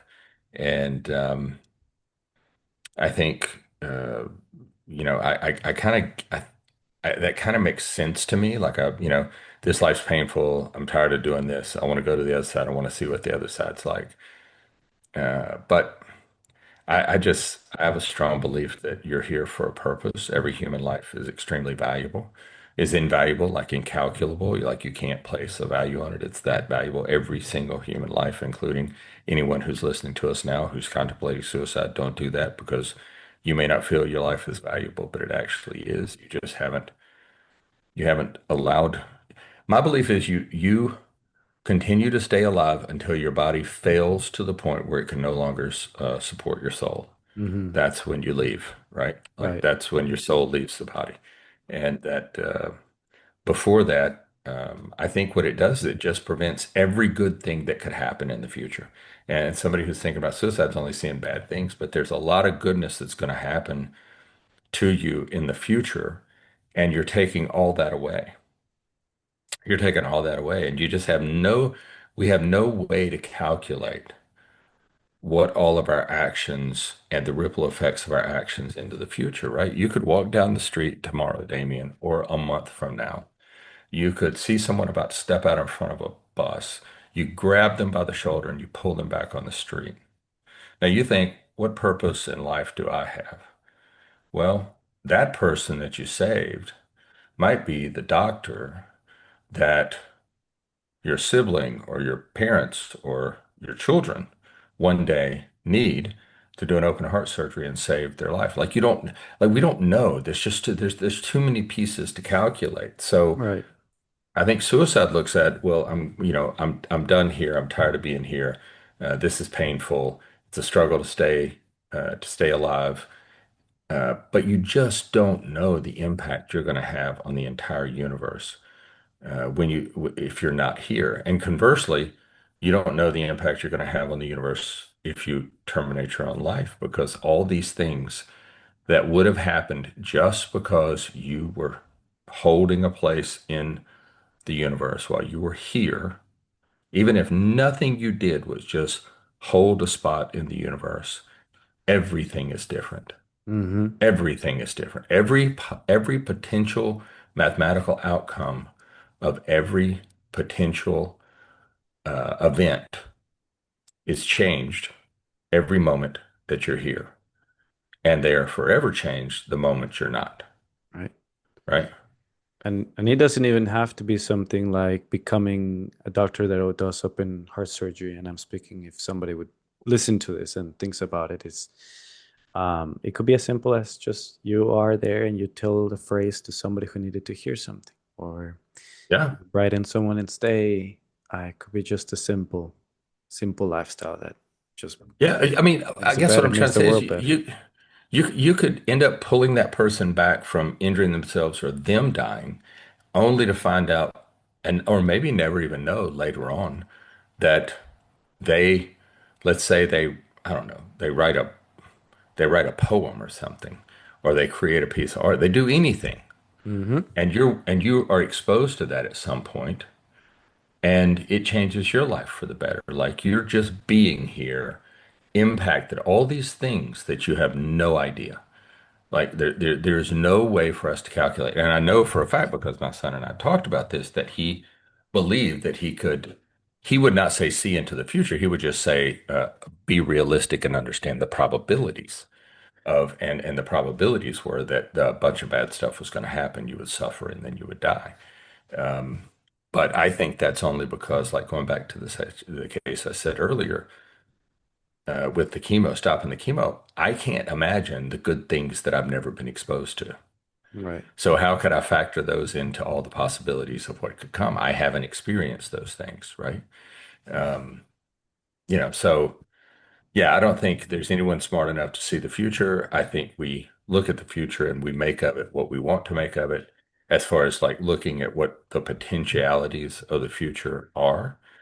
and and we're really bad prognosticators. We're really bad fortune tellers. We don't really see the future. We just take a guess. I And like if that. you guess that everything is going to be bad, then you've made a really bad estimation. You made Right. it's an erroneous estimation because not everything will be bad, and you just don't know how much better your life is going to be tomorrow, a week from now, or a year from now. Yeah, makes sense. And I'm thinking, yeah, there's just like you mentioned, there's much more to life that we don't know what's out there that's good. And I do want to maybe give this anecdote that is more of a silly or funny story that I don't know if it's real or not, but it's somewhat popular in the internet of a guy who comes out in the newspaper and it says, this guy was thinking of suicide. He was going to kill himself. But before he did, he took a bunch of money on a loan, went to Mexico and spent it on hookers and cocaine, and then figure out life was very fun and never kill himself. Yeah, right. Yeah, It I got just, stuck with the loan. Yeah, yeah, yeah, but yeah, yeah, that's his lifestyle. yeah. Well, Sometimes I feel like, yeah, so I look. Yeah, you got to do a lot of things to pull yourself out of bad situations. That's kind of what the book is about. That's what the core beliefs are about. That's what I wish my son had done. That's what I hope other people will do. There is no one thing that's going to make us better. There's no one thing that's going to help us decide not to commit suicide. There's not one thing that's going to kill cancer. There's not one thing that's going to prevent child abuse. There's a lot of things that we have to do, right? So I take probably 40 or 50 different supplements, on-label and off-label medications every day, to do a few different things. One, give me energy. Two, cut off the food supply for the cancerous cells. And three, help weaken cancer cells so that the other kind of standard of care therapies work better. And those are the things that I can contribute and do. And I think that we have a level of control over what we do and what we choose to do and the decisions that we make. And so, I would say that we can choose to do some things differently. To get out of a depressed, a hopeless, a state of despair. It may be standing on the earth barefoot for 5 minutes a day and taking a walk in nature and doing a Reiki session for energy and doing acupuncture, or it may be, you know, uh, seeking psychiatric help and getting the right medications, or it might be going to therapy and doing EMDR so that you can deal with, these very difficult and impactful things that have happened in your life. There's a lot that we can choose to do, but we're going to have to do a lot. One thing is not going to solve it. And just like one thing, killing yourself is not going to solve it either. There is never one thing that solves a problem. And so somebody says, well, I'll just kill myself and that'll fix it. No, it won't. It won't. It'll make things worse. One thing, hmm So anyway, I'm probably rambling now, but look, almost everything you do, you have to do a number. You have to put the equation needs to have enough variables so that you can actually have the outcome that you want. And so you're not going to just find one thing that solves a problem. One chemotherapy generally is not going to heal your body from cancer and keep you from producing cancer cells. right, One trip to the therapist isn't going to solve for having been sexually abused as a child, and one gunshot wound to the head is not going to take away the pain uh, that's present in this life, right? But it's right. one thing is not going to solve the problem. It's a very complicated problem with a very complicated solution. Just like Yeah. there's so many solutions, so many ways to see it, perspectives, and it's always hard to even talk about it and be like, would anything have changed the outcome, or it's just the way things go? But yeah, in the end, the message is exactly what you say. There's no solution to just go ahead and end it. Much better to Well, and go I ahead and don't go figure back it and out. look. I had a therapist tell me one time, I said, I was talking about the things I could have done, the things my wife and I could have done, the things I could have done, the things, Yeah, that right. would have changed the outcome. And she said, well, so she said, you think about all the things you could have done. Um, do you think they would have made things better or worse? And I said, well, they would have made things better. And she said, how do you know? What if Exactly. everything you had done would have made things worse? What if this is the best it was going to be? What if the pain you feel from his death is the best there? What is there any Hmm. circumstance under which it could have been worse? And I was like, well, yeah. And she goes, then how do you know if you had made any different decision, you would have actually caused the worst thing to have occurred? So I thought that was pretty insightful, and I decided at that moment that I would not, I would do my best whenever the thoughts of, and they do come around quite often, what I could have done to change the outcome. I worked to remind myself that probably nothing, if I had changed anything, I had done everything that I knew to do Right. through love and affection to convince him not to do this. Um, but looking back on it now, I'm like, I don't, I work to not spend time thinking about what we could have done differently because for all we know, doing something differently could have made it worse. Right. There's no recipe for this, no instructions. And No, also, we only have the tools that we have available, and we do as much as we can with those tools. And that's right? it. And That's after it. that, the outcome is the outcome. So, Like it or not. yeah, like it or not, I understand that there's Yeah. no need to start thinking of what could I have done. But well, just coming full circle in this one, you have gone through a lot of things that are very difficult. One of them was the cancer that almost nobody beats. As long as he gets to the stage four, that's the one that most people don't. I believe Steve Jobs had that one too, They did. pancreatic cancer, and he had all the money in the world, and he Hmm. didn't make it. And then you had what happened to your son within the same range or very close to it. Hmm. And somehow here you are, and you're Yeah. still full of life. You write a book on, as your title says, overcoming life toughest setbacks, and that itself it's an achievement built upon, I don't know, I would say forged upon a lot of fire. Just like how the story of the God, I don't know, the story in the Bible says that Jesus makes you like a clay pot, and before you're beautiful and strong, he must first put you in the fire, Yeah. and then you become beautiful and strong. Yeah. Yeah. And that's something that you're becoming right now. You're definitely becoming a very strong person. Got that very strong hairline still. Very- Yeah. Still got some hair. Still Still look got some hair, good. man. Yeah, Yeah. most people Yeah. lose it. Yeah. I still got some. I still got some. Yeah, still got it It's funny. going. It was all gray when I was diagnosed. I was almost completely gray, and then when I went through chemotherapy, I was 100%. My hair was white, and then it didn't all come out during the chemotherapy. I would say probably 50% of it came out, and then my wife said she knew I was getting better when the hair started coming back, and it had some black and brown in it again. Mm. She said that's how she knew I was getting better. So yeah, it came back, and it's not completely white anymore. It's crazy. Okay, so it comes back in color. Yeah, it came back with a little bit of color to I it. It's crazy. Yeah. didn't know that was a thing. That once he Yeah, lost it, he lost I it. did not either. I did not either know that was a thing. Must Yeah, be all but I that, guess it is.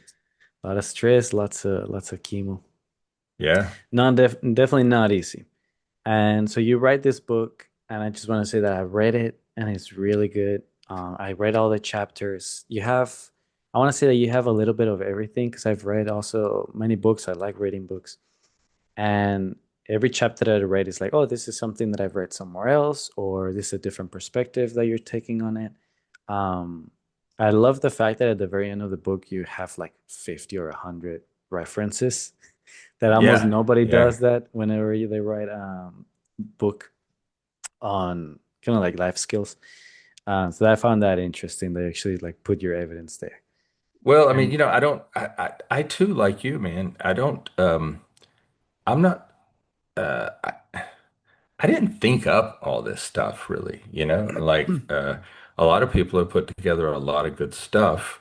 Um, what I wanted to do was kind of just collect up the stuff that I thought other people had, like, and that's really kind of especially the second part of the book. The first part of the book is really the 15 core beliefs, and then the second part is all this other stuff that you can kind of put around and inside your life to help you get through things. And yeah, I wanted to give credit to the people who came up with ideas and thought about things, or I wanted, if I took their thoughts and used them to give them credit for it because I didn't, if I didn't think of it, then I didn't think of it, right? Right. That's kind of like you said, I there's appreciate you actually, recognizing that because most people don't recognize that there actually is at the end a list of references. yeah. Yeah, most books don't have that. The only scientific books. That's what I was like, okay. Yeah, It's interesting you put all the yeah, references in there. yeah, Um, and then I liked a couple names that you would use. It was nicely creative, like the 38 Special. Um, that was yeah. one It probably interesting title. that tells you something of my age, like they were. Yeah. Yeah, but yeah, that one kind of gave things away. And I love the fact that one of the tools that you use there, I actually use in my life, where you call it the five whys. So you ask yourself why Yeah, five times. Whatever yeah. the issue you're having in life, just why five times.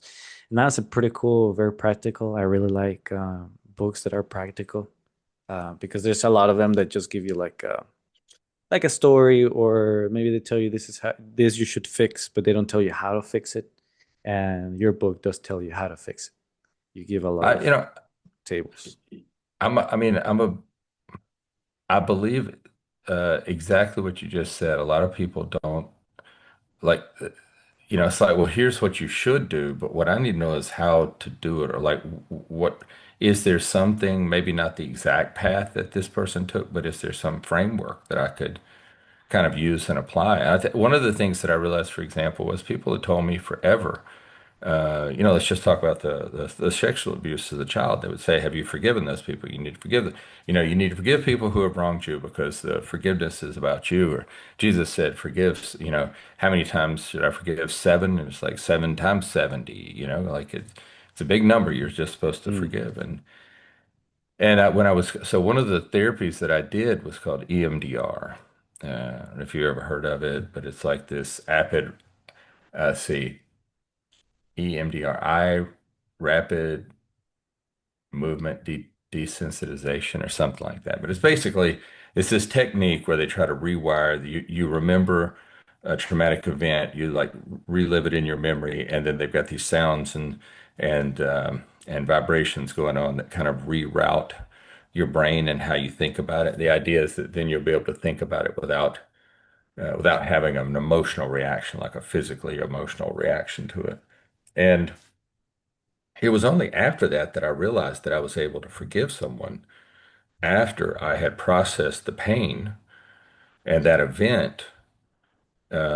Look, if somebody punches you in the face and they say they're sorry and you forgive them and they turn around and punch you in the face again and you say, I forgive you, and they just keep punching you in the Oh, face, you're still feeling the pain of being punched in the face. So it becomes difficult to like forgive them. You can say the words, but have you really forgiven them? Because why would nope. you? They're still punching you in the face. And so what I realized going through EMDR was that all these memories were basically still punching me in the face. Like they were Mm. still actively involved in my thinking and even in my body, right? They were still because I would have these emotional reactions to thoughts. And so how could I forgive something or someone where their actions still feel to me like they're present, like they're here? And so when I went through the EMDR and I was able to start separating the emotion from the memory, it was only then that I was able to actually lose the emotional part of it enough to where I could actually forgive somebody. And nobody ever told me that before. I would have done that a long time before. Had somebody ever said, if you're struggling to forgive someone for something, or you want to move past something that happened in your life, and even if they never know and they never do anything about it, but you just want to have forgiveness, you should look into ways to work on the emotion that comes from the thing that happened to you because it's really difficult to forgive someone, truly forgive them, if you're still feeling the pain of it. And so if you can do some of these therapeutic techniques that help you kind of separate the pain from the memory, then you get enough space where you can actually forgive somebody. And so like to me, that's like practical advice. It's like, oh, well, you're kind of giving me like a step by step. You're not telling me which therapy to go to. You're not telling me which technique to use. You're not, but I'm just kind of saying this is what I've observed. If you're struggling to forgive someone, maybe it's because the emotion still has its hooks in you. And it's very logical to not forgive someone while they're still hurting you. Mm. So if they're not physically still hurting you, if this is a distant thing, but it keeps coming back, go find a therapist, do a practice like EMDR or something like it that'll help you separate the emotion so that you can get to a place where you can think about the problem or the event without having this real visceral emotional response. And that will let you go through forgiveness. And yeah, so that's like a practical thing for me. So I wanted to put in the book practical things. Hmm. And it's right there in the bottom. I'm actually looking at it right now. It says a practical guide to overcoming your problems. So yeah, practical was your goal, and I think you Yeah, achieved it. I And so appreciate that. Thank you. in that case where you say separate emotions from a memory, and then you mentioned that therapy, um, how come one, how would one deal with the emotion in that, in regard of that? Would you think about it, or how would you punch it back, go outside, Well, so exercise? I mean, I guess there's a lot of different therapeutic techniques. There's a thing called guy wrote a book and has a program called the Emotion Code. There's one called the Body Code. There's another one's called the Emotion Codes. These are all different techniques for like processing memories of difficult events, abusive events, difficult events in your life. The first one that I used was the EMDR process, and in that process they put a headset on you so that you can hear these alternating sounds, and they put these things in your hands so that they vibrate against your fingers in an alternating fashion. And then you close your eyes and you work your way back through the memory of whatever it was that Mm, that is still hanging on to you. And I guess the idea is, I don't know that they really know how it works. They know it works. I guess the idea is that by whenever you have something similar to that event that happens, it may not, it may be in no way related, but your mind has kind of learned to send anything that it thinks is similar through this same pathway. And so you get the same emotional reaction. And so it's like you've got a mental pathway that's stuck on a bad emotional reaction. So the way I might respond to having been sexually abused, I might now respond to somebody cutting me off in traffic, right? Like your brain just kind of, you get emotionally charged from it.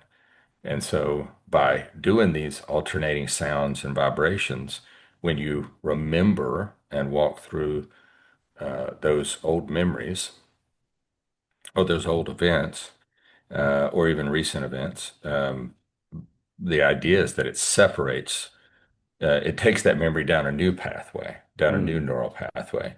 And that neural pathway doesn't have the emotion tied to it because you've disassociated the emotion by using the sounds and the vibrations. And so it forces you to build a new neural pathway to have that memory.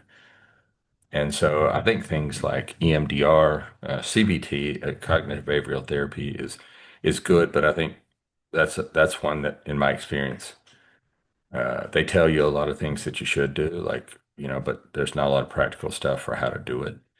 right, Um, but EMDR was super, super helpful.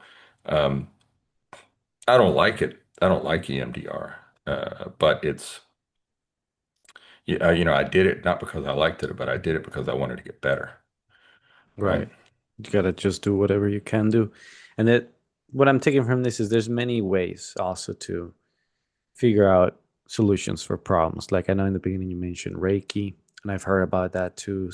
One of my friends does that, where they play with sounds and kind of leaves or touch your body or energies. I don't exactly Yeah, know how it goes, energies. but I've Yeah. heard about it. But like there's Yeah. many, and the Hindus also have their own with their chakras and meditations. So this is something that, on and on again comes up in different cultures. Sound, a meditation with sound. Even in Asian cultures, they have the like a thing that they hate, and it does like a frequency, and you meditate on it. I mean, I've seen a couple of things, or maybe you drink a juice from a plant that has some hallucinogen, and Hmm. you walk through your memories with that on. Kind of when you mentioned, so you want to change the path of a memory or an emotion, think it in a different perspective. So it's pretty cool. There's practical ways out there, a little more out there that you gotta But go yeah, find them. look, my point to people is don't quit. Work to find something that works for you, Yeah, right? Work to find a couple things that work for you. Be open-minded, be curious. Don't just think that, it's never going to get better. Put in the effort, just a little bit of effort, and just go try one of those things. And then if that doesn't work, try a different one. I mean, not all psychiatrists are the right psychiatrists. Not all therapists are the right therapists. Not, every shaman is the right shaman. Like you got to find the people that connect with you and that serve your needs, that can help you. And so I would just say whatever the technique is, when I was going through chemotherapy, I did guided imagery and acupuncture every week. hmm, Some people are like, "Hey, that guided imagery thing's not for me." It's like, okay, don't do guided imagery. Try hypnotherapy. Try, Reiki. Try that. Like, you know, do something, yeah. right? Try it But don't just not do anything, right? right? Because that way you Yeah. get a fighting So and chance.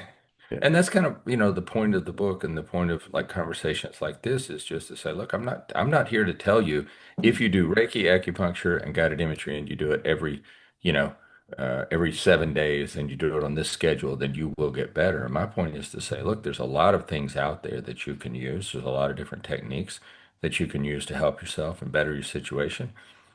My suggestion, my advice to you is investigate those things. Find one, try one, find a second one, try a second one, and uh, give the universe a chance to make your life better. Yeah.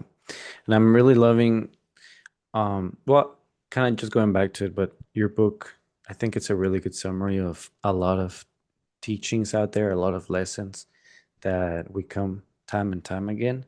And I just want to ask you, because I've been curious since I started reading it, is what inspired you to write this book? Because it kind of seems obvious of an answer, but particularly you, what was your inspiration to be like, you know what, I should write a book on this?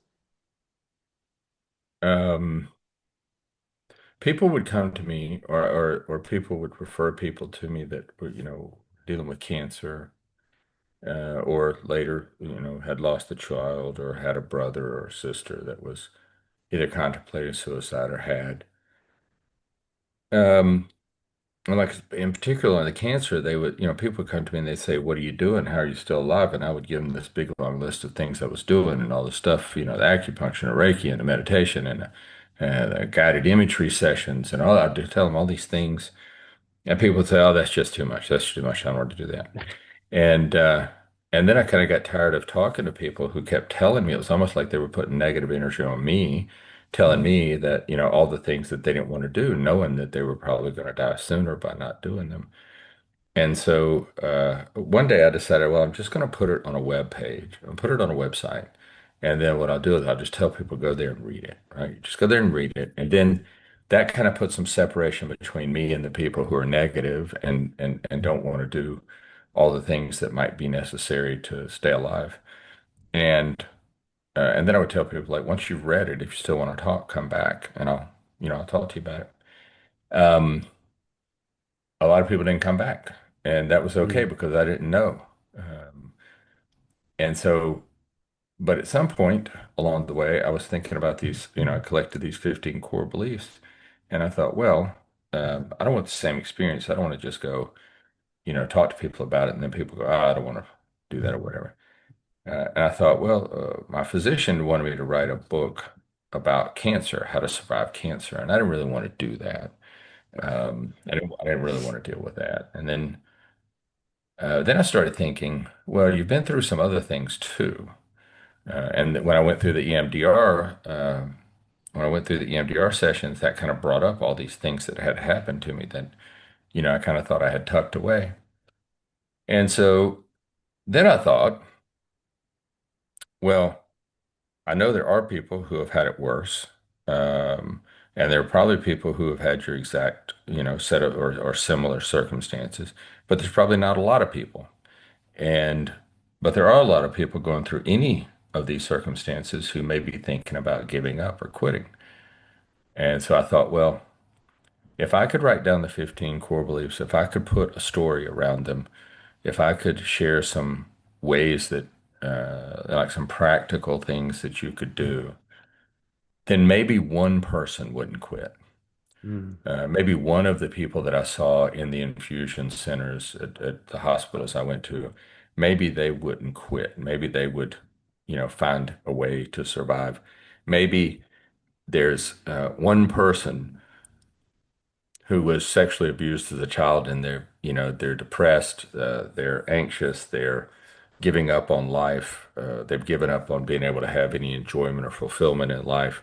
And maybe if one person hears that, that I went through that and that, and somebody says, but you can make it, maybe they will. Maybe they won't quit. If there's one person thinking about taking their own life and we talk about it, and that one person decides not to kill themselves, um, you know, that's what made me want to write the book. I don't really like writing. I'm not a hmm writer by trade. It's not what I do. Um, but that's what motivated me to do it, and that's why I wanted to do it because I just kept thinking about the one person who was like me. When I first got diagnosed, my general physician was that person who came to me and said, "Do not quit your job. Do not take your last vacation. I think you have a shot at this." mm, And that conversation changed my entire outlook. Um, it gave me a reason to have some hope, and it gave me a reason to think about attaching meaning to my life and giving me the strength and courage to to give it my best shot.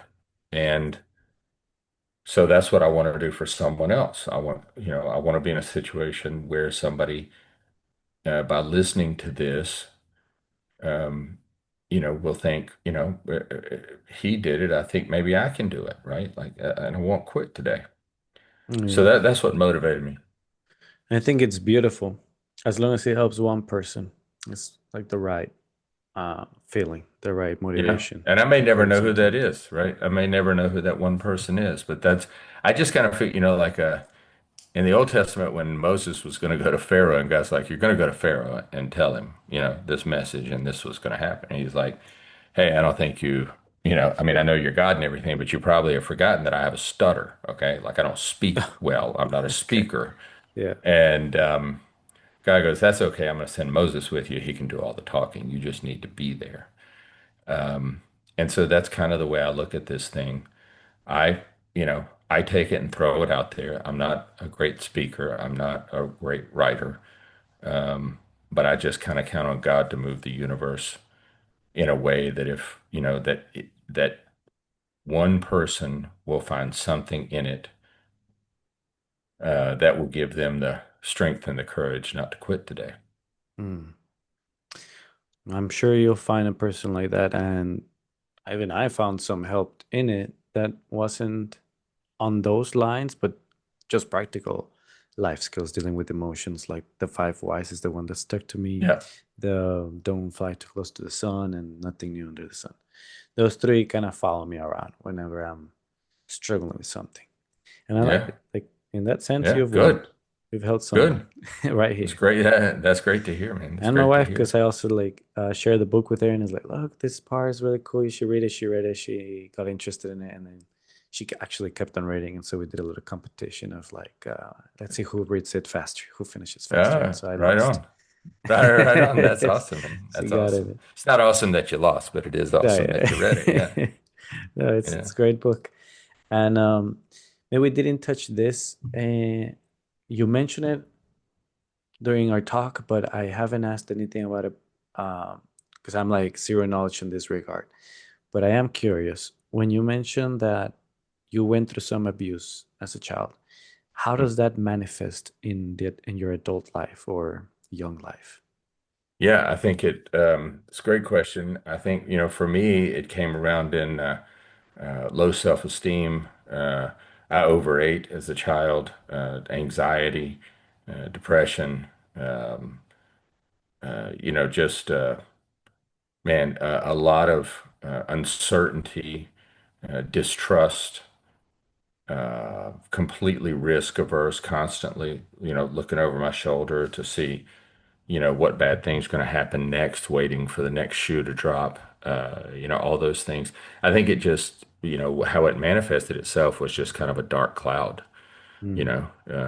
and that dark cloud just kind of blocked out a lot of light in life.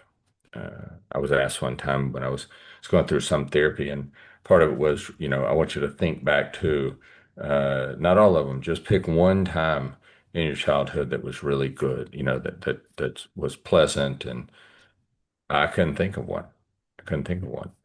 And later I came to the belief that the reason I couldn't think of one was because all of that pain and anger was still there. And so it kind of like as a dark cloud, it just kind of blotted out any light. So that's how it kind of manifested for me was just very, um, it kind of put a very negative light on life. And it wasn't on your face, like you could know that this was the reason why this cloud was there, or was it an No, I thought I obvious? had, I thought I had all that put away, man. I thought I had Right. dealt with all that, until after my son's suicide, I went to EMDR and it started during EMDR, it starts kind of coming See. out. And then you're like, holy cow, I didn't deal with any of this stuff because then when you deal with it, you feel so much lighter. You just feel so much better about things, and you're like, holy cow, I could have done this. I could have done this 30 years ago. I didn't know Mm. about it. But if I'd done it 30 years ago, my life would have been so much happier. So, Right. Much more yeah, I different. just I just think, if people think, whether it's male or female, if you think that those kind of things, unless you've truly gone and processed those things and worked on those things, but if you're just using the line that, these things are not affecting me, I've dealt with them, chances are that you're not, and that you're dealing with them is coming out in some way, somewhere that's not positive. And it's probably negatively affecting all the people around you, spouse, children, family, friends, your outlook on life. These are things that can permeate every part of your existence. And yeah, I encourage people to have the courage. I encourage them to be courageous and confront those problems, deal with them, use practices like EMDR, other therapeutic techniques, and find a way to separate that pain so that you can stop sharing it with everybody that you meet. Mm. So from my the way I take it is if this is something if there's someone out there who has experienced this and has not gone through the maybe courage or effort to address it, then it's still there's a high chance that it's lingering or affecting your life in ways that you just don't realize or notice because it's not obvious that it's there. Would that Yeah, I mean, sound yeah, I think that's exactly right. I asked the therapist, I'm like, hey, is this like, I feel like I'm the only one. And she was like, how do you think I have a practice? You're not the only one. Everybody no? does this. Like I everybody who's had these things happen to them are walking around and they don't know why they're angry or they don't know why they're anxious or they don't know why they're distrustful or they don't know why they're this, but they are. And sometimes they don't even recognize that they are. But eventually the universe, you don't outrun the universe. Okay. No one outruns the universe. Eventually the universe will bring you you will bring yourself to a place where the universe can explain to you that you should change some things. And I think it's better that you bring yourself to that place before the universe helps you with that problem. Because the universe sometimes hits you kind of hard because it's given you all the hints along the way and you haven't taken them. And so then it has to kind of smack you really hard to Mm, remind you that you need to go deal with this problem. And that's usually a very painful situation. Or, like people will say all the time, I was at my lowest point when I got this insight. Well, yeah, you were at your lowest point because the universe gave you 100 times before that to look at the problem, be honest with yourself, and say, look, I'm carrying this around and I'm making life difficult for me and everybody around me. I just don't realize it. But if you've had that experience, I would just say to people, I don't really care how strong a human being you are, how big a guy you are. I mean, I'm not a huge guy. I'm 6'1". I think I'm about 220, 225 now. For a long time when I worked out a lot more, I was in the 235 to 245, 248 range. I'm not a huge guy, but I'm not a small guy. And I can tell you, it doesn't matter what size you are. Those things happen to you. You're not strong enough to will your way through it. What you're doing is you're willing yourself through it, but you're spreading all that stuff out as you go along onto everybody that you come in contact with. Even you walk in to get a coffee someplace and you're spreading that energy onto the person behind the counter. You don't even know it. So I would just say, yeah, we all carry it around. Um, and so we should find a way to release that so that we can stop carrying it around and stop spreading that pain and anger to everyone else because we are in some small way all the time. Excuse me, we are spreading what hmm. happened to us around to other people. Makes sense. Definitely. So it's like, and it's really hard for anybody to even realize that they're going through this. Um, but somebody with your experience, would you be able to notice when somebody has something that they're being hiding or have gone through an experience? Or is it something I that just is I just, just assume that everybody is. I just assume that everybody is because I think being on this planet, you just have bad things happen. yeah, And so I mean, you think about it, like why does somebody snap at somebody else? A husband or a wife or a girlfriend or boyfriend, they snap at somebody, and right. Yeah, that does happen. for over something that's really honestly trivial, but to them it's a huge deal. Uh, you know, a husband or wife or girlfriend or boyfriend, they abuse physically one another, and then all of a sudden they're better, and then they're not. Somebody gets cut off in traffic and they're super angry, about it, or they just take everything, personal. Look, I mean, they're super anxious. Yeah, I mean, I think most people have something. And I'm not saying like everybody should just run to therapists. I know there's kind of a backlash against everybody going to therapy, but I think it's generally the backlash that I have against therapists is just like general talk therapy, where you just go and you just talk about stuff, but you don't actually solve the problem. I'm talking about going and doing hard work, doing EMDR. There's some other stuff Right. that's visualization oriented. But I'm talking about going in with a purpose. I had this thing happen to me and I want it out of my life. I want it to stop contributing to my bad decisions. I want to make better decisions in life. So yeah, I think I'm not a big fan of just general talk therapy. I think when you get to the point, even when you're going through like a process, but you get to the point where you're just having conversations with your therapist, get up and leave, man. You've done enough. You don't need, go find some real friends, like talk to real people. You don't need to talk to a therapist. I believe in therapy when you are doing something. Like I'm here to do this and I want to do this for a period of time and I want to solve this problem. And so go do that. And so no, I don't know how to spot it. I just assume that now every time I see somebody and they're having a bad, it could just be a bad day, or maybe it's just that. I heard a thing the other day, David. I think this is a pretty good saying. It was a question. It said, "Are you having a bad day, or is the day having a bad you?" Right? That's a good And one. Yeah.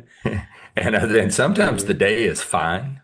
It's Mm-hmm. just, it's at the Just day is you. having a bad you, You being a bitch. and so. Yeah, I mean, It's if, like, yeah.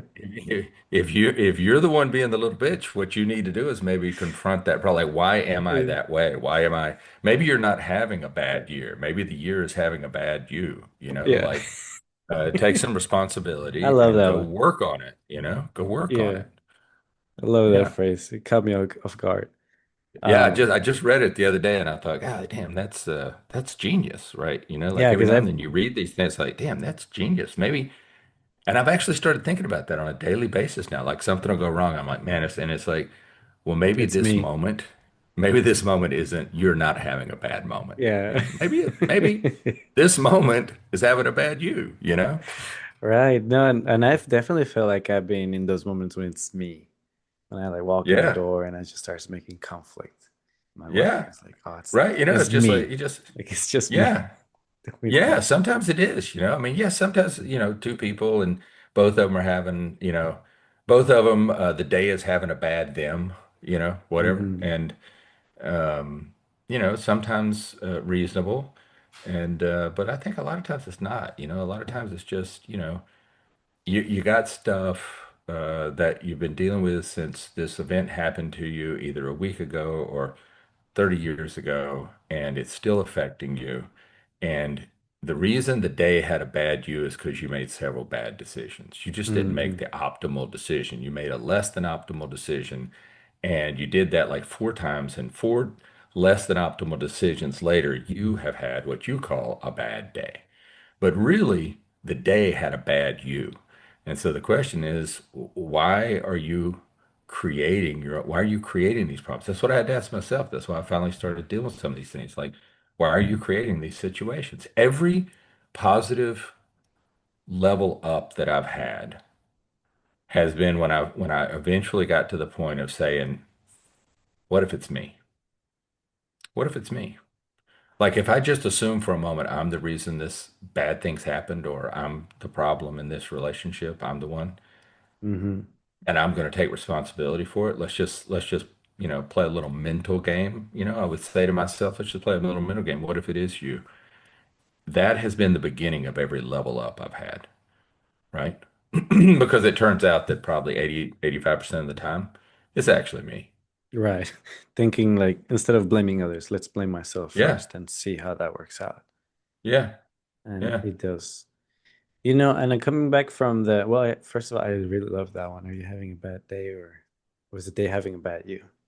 I Yeah. just like to emphasize that one. And then I Yeah. was thinking on the therapy part.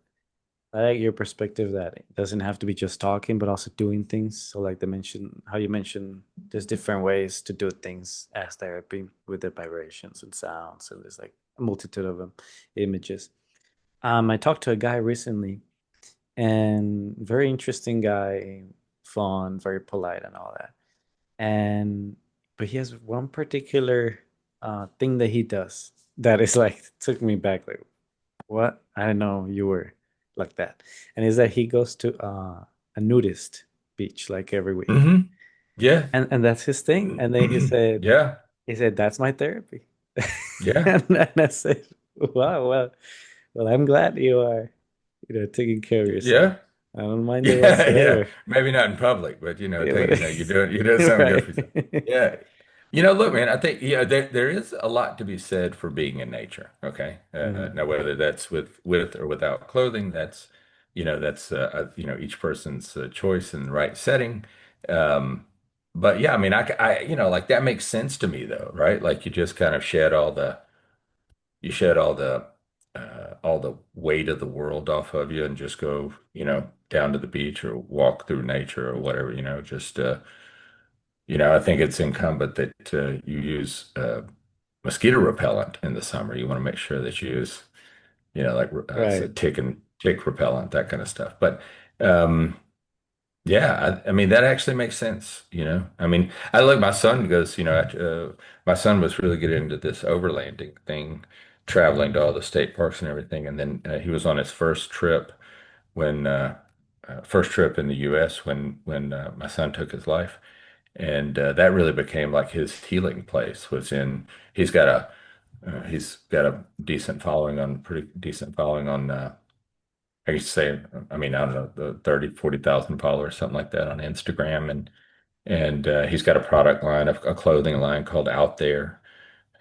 He's at Bryce C Travels, if you're ever looking Mhm. for some of his. travel guides and just his insights into some of these same problems that we're talking about but from a mid 20-year-old to 22 to now I think that happened when he was, see, his husband was 18, so he would have been, he had just turned 20 or just was about to turn 20. He was 19 when his brother took his life, been 4 years ago.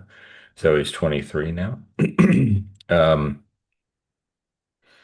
and his thing is going out in nature. Like he travels, he goes and he just sits in nature. He sits, Hmm. barefoot in nature. And his belief is that that's where you find God is outside of man-made things. Yeah. Like you have to go to God-made things to find some peace. And that's like his therapy. That's where he goes. And he goes out in the woods and he talks to his creator and he just kind of sits and looks at nature and realizes that for him, there is something bigger than the problem that he's facing, right? Bigger than his pain. So I don't, it's not, whether it's therapy, it's going to sit in nature, whatever it is, put some effort into helping yourself get better. It's worth it. Because what you want to do is you want the day to have a good you. Yeah. Going back to that. Yeah.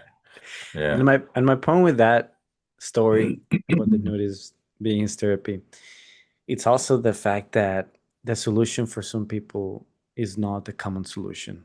It's not a hospital or a No. pill or an exercise or go this place, go that place, or talk about it. Sometimes their solutions are really sound wacky, or maybe they're like so rare, but it just works for them. And like if there's a person out there that's going through like thoughts of killing yourself or anything else that they need help, perhaps your solution is not the most typical or common one out there. So go ahead and try things out there and find yourself and find what works for you, because we are all different even in that regard.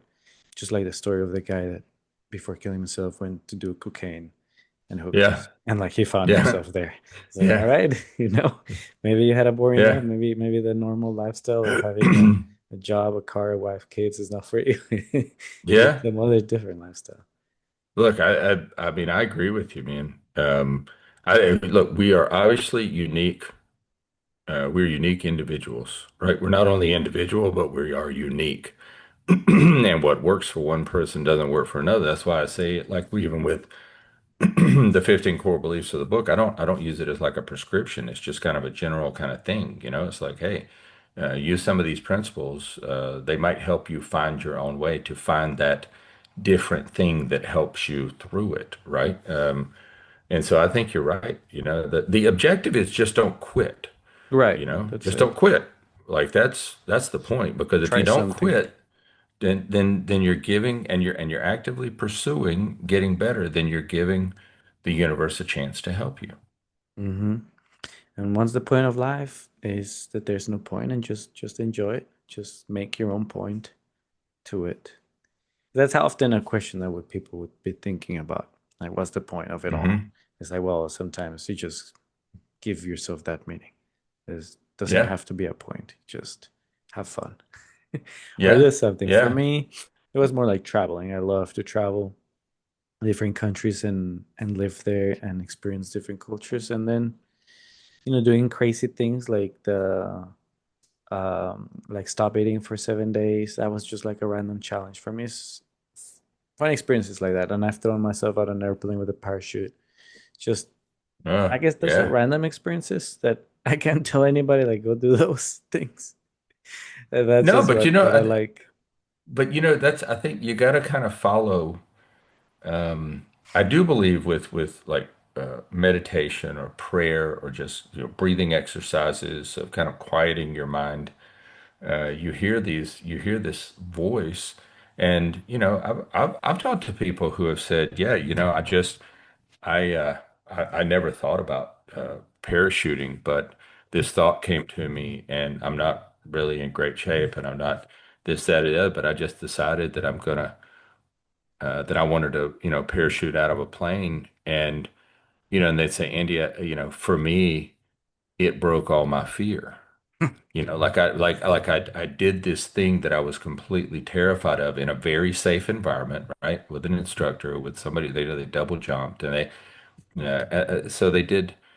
And they were like, it just all my fear went away, and I've lived a different life since then.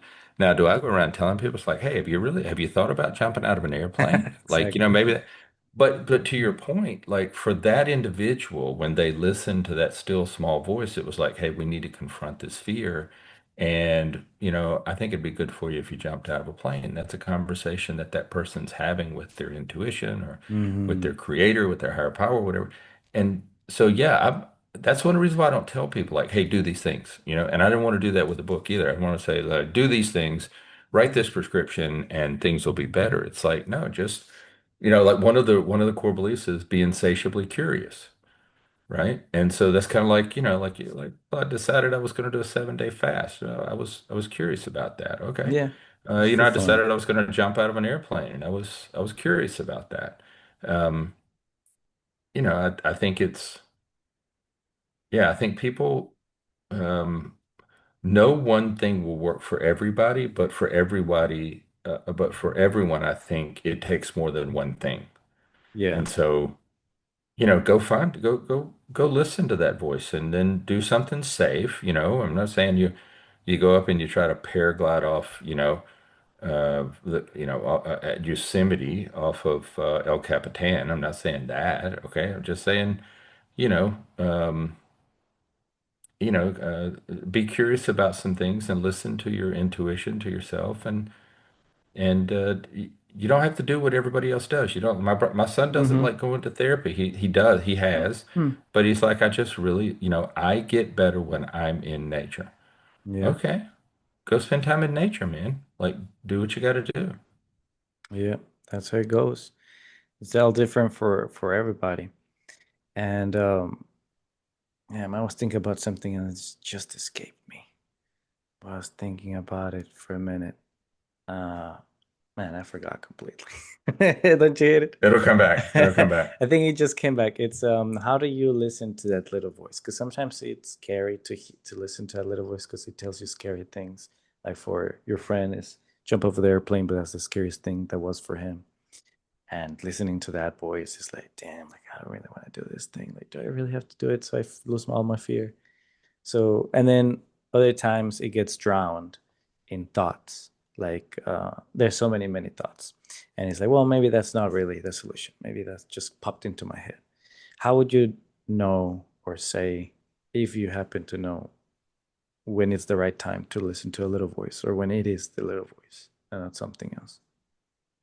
So, and this is again just my experiences Mm, that the voice of what I think we should listen to, generally speaking, is that small, quiet voice, the one that whispers. It doesn't yell at you. So mm, it's not loud, it's not obnoxious, it's not, yeah, no, no, I mean, look, if you're in the Africans, plains and there's a loud voice telling you that that lion over there is probably going to eat you, then you should do something about that, right? Like, don't just say, oh, well, I only want to think about the positive things. Um, but in most situations, we're not actually about to be eaten by a lion. And so I think mechanically, kind of functionally, how it's, all the great religious philosophies always talk about prayer, meditation, vibrations, energy, and quieting of the mind. Right. So I think the two things that you brought up was one, the fear or the resistance to what that still small voice is saying. And then the other one is how do you hear it when it's so noisy? I think you got to get to a place, whether that's out in nature, whether it's in the closet of your bedroom, whether it's, sitting at your desk with your laptop turned off or your computer turned off and your phone turned off. You got to find a place through breathing exercises, meditation, prayer, reading your religious manuscript of choice, your Bible, or whatever it is. Get yourself in a place where you're occupied with that thing so that your mind is kind of free from the loud voices. Some people play golf for that, like when they're playing mm-hmm. golf, they have to be quiet. They can only think about the mechanics of the golf swing. They can't think of anything else. And then that soft voice talks to them there, right? It's like they disconnect from from all the noise. But wherever you go, I think functionally we have to get our mind quieted to the place where we can actually hear the voice. And so if you listen to all the fear mongering that the loud voice does, you're never going to hear the still small voice.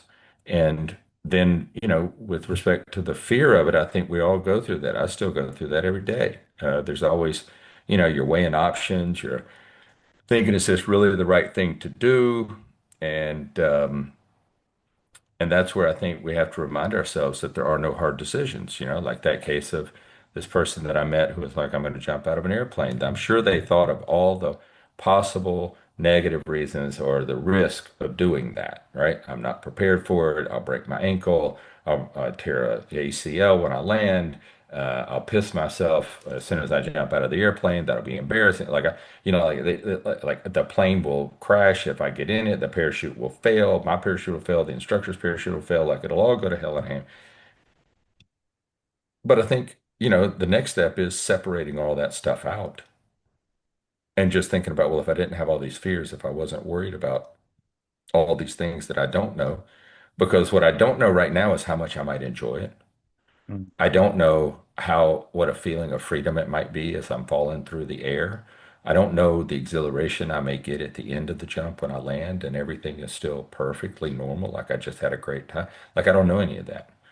So I think one, you got to get quiet to hear it. And that takes practice. I don't think that just happens, you know, uh, like spontaneously. Like you have to put effort into it. You have to work to quiet your mind. And then separate out all those fears or potential risk that you've imagined. And, ask yourself, if I didn't have all those fears, if I wasn't worried about all those negative outcomes, um, would I still do this? And if the answer is you would still do it because you've put safety protocols in place and you're not doing something that's just kind of flying too close to the sun with your wax wings, right? There's a Hmm. balance, okay? Um, then I think that's how you get past the fear that comes from that still small voice talking to you. Right. So it's being safe about it. It's quiet. It's not pushy. It's not derogative or in some way feels bad. Like I Yeah, would call it between good and evil. Like it feels yeah, good rather than evil yeah, when you have those voices. That's an interesting way to see it. A way to like I guess separate between the yeah, loud and the soft. And yeah, like the fact that you mentioned like playing golf or doing other things. Like everybody should find that one thing that calms them down or they enjoy like your son that walks in nature and somebody may like to go to the shooting range or etc. It's always never one cure all for everything. yeah. I think part of it is, I've read these papers on this thing called the default network. Like I think they call it the default network, part of your brain that basically that's what happens in meditation. People who do psychedelics that they've studied, they have this part where their default mode network gets like separated from, like it kind of shuts down so that just like you can think about things without your typical like reactions to it. I think I'm describing it correctly. But if I'm not, go search for default mode network and you can read about it.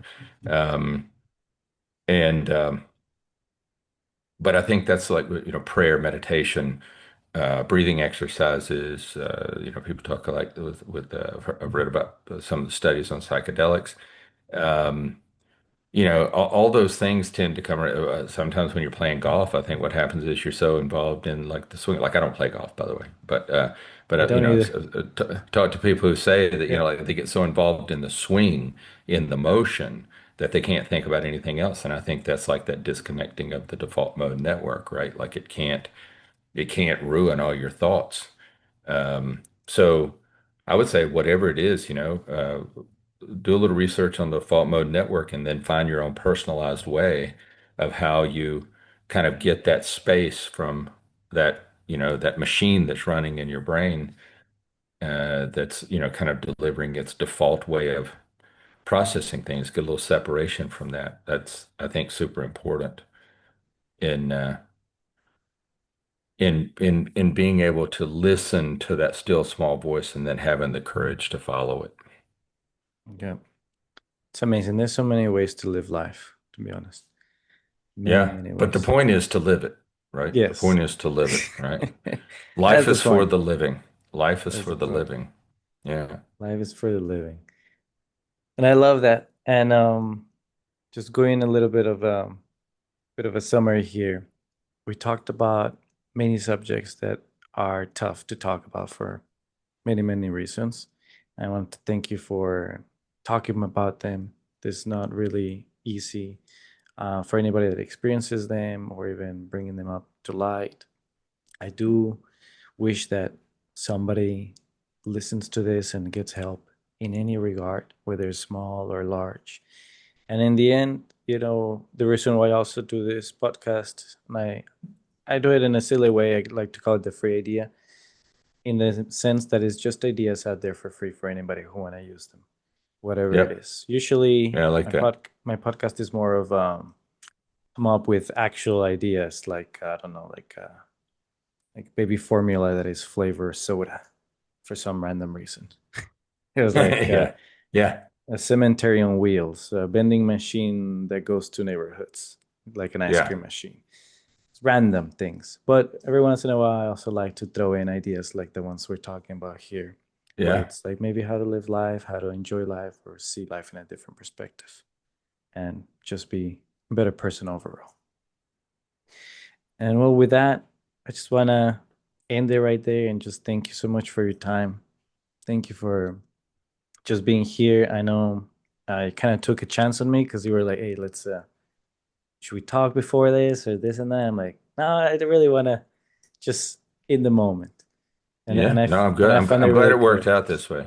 Yeah. And I want to tell you how much I'm sincerely grateful. I love the way that the conversation went. I really enjoyed having the conversation with you, and so I'm deeply grateful that you gave me the chance to have the discussion with you.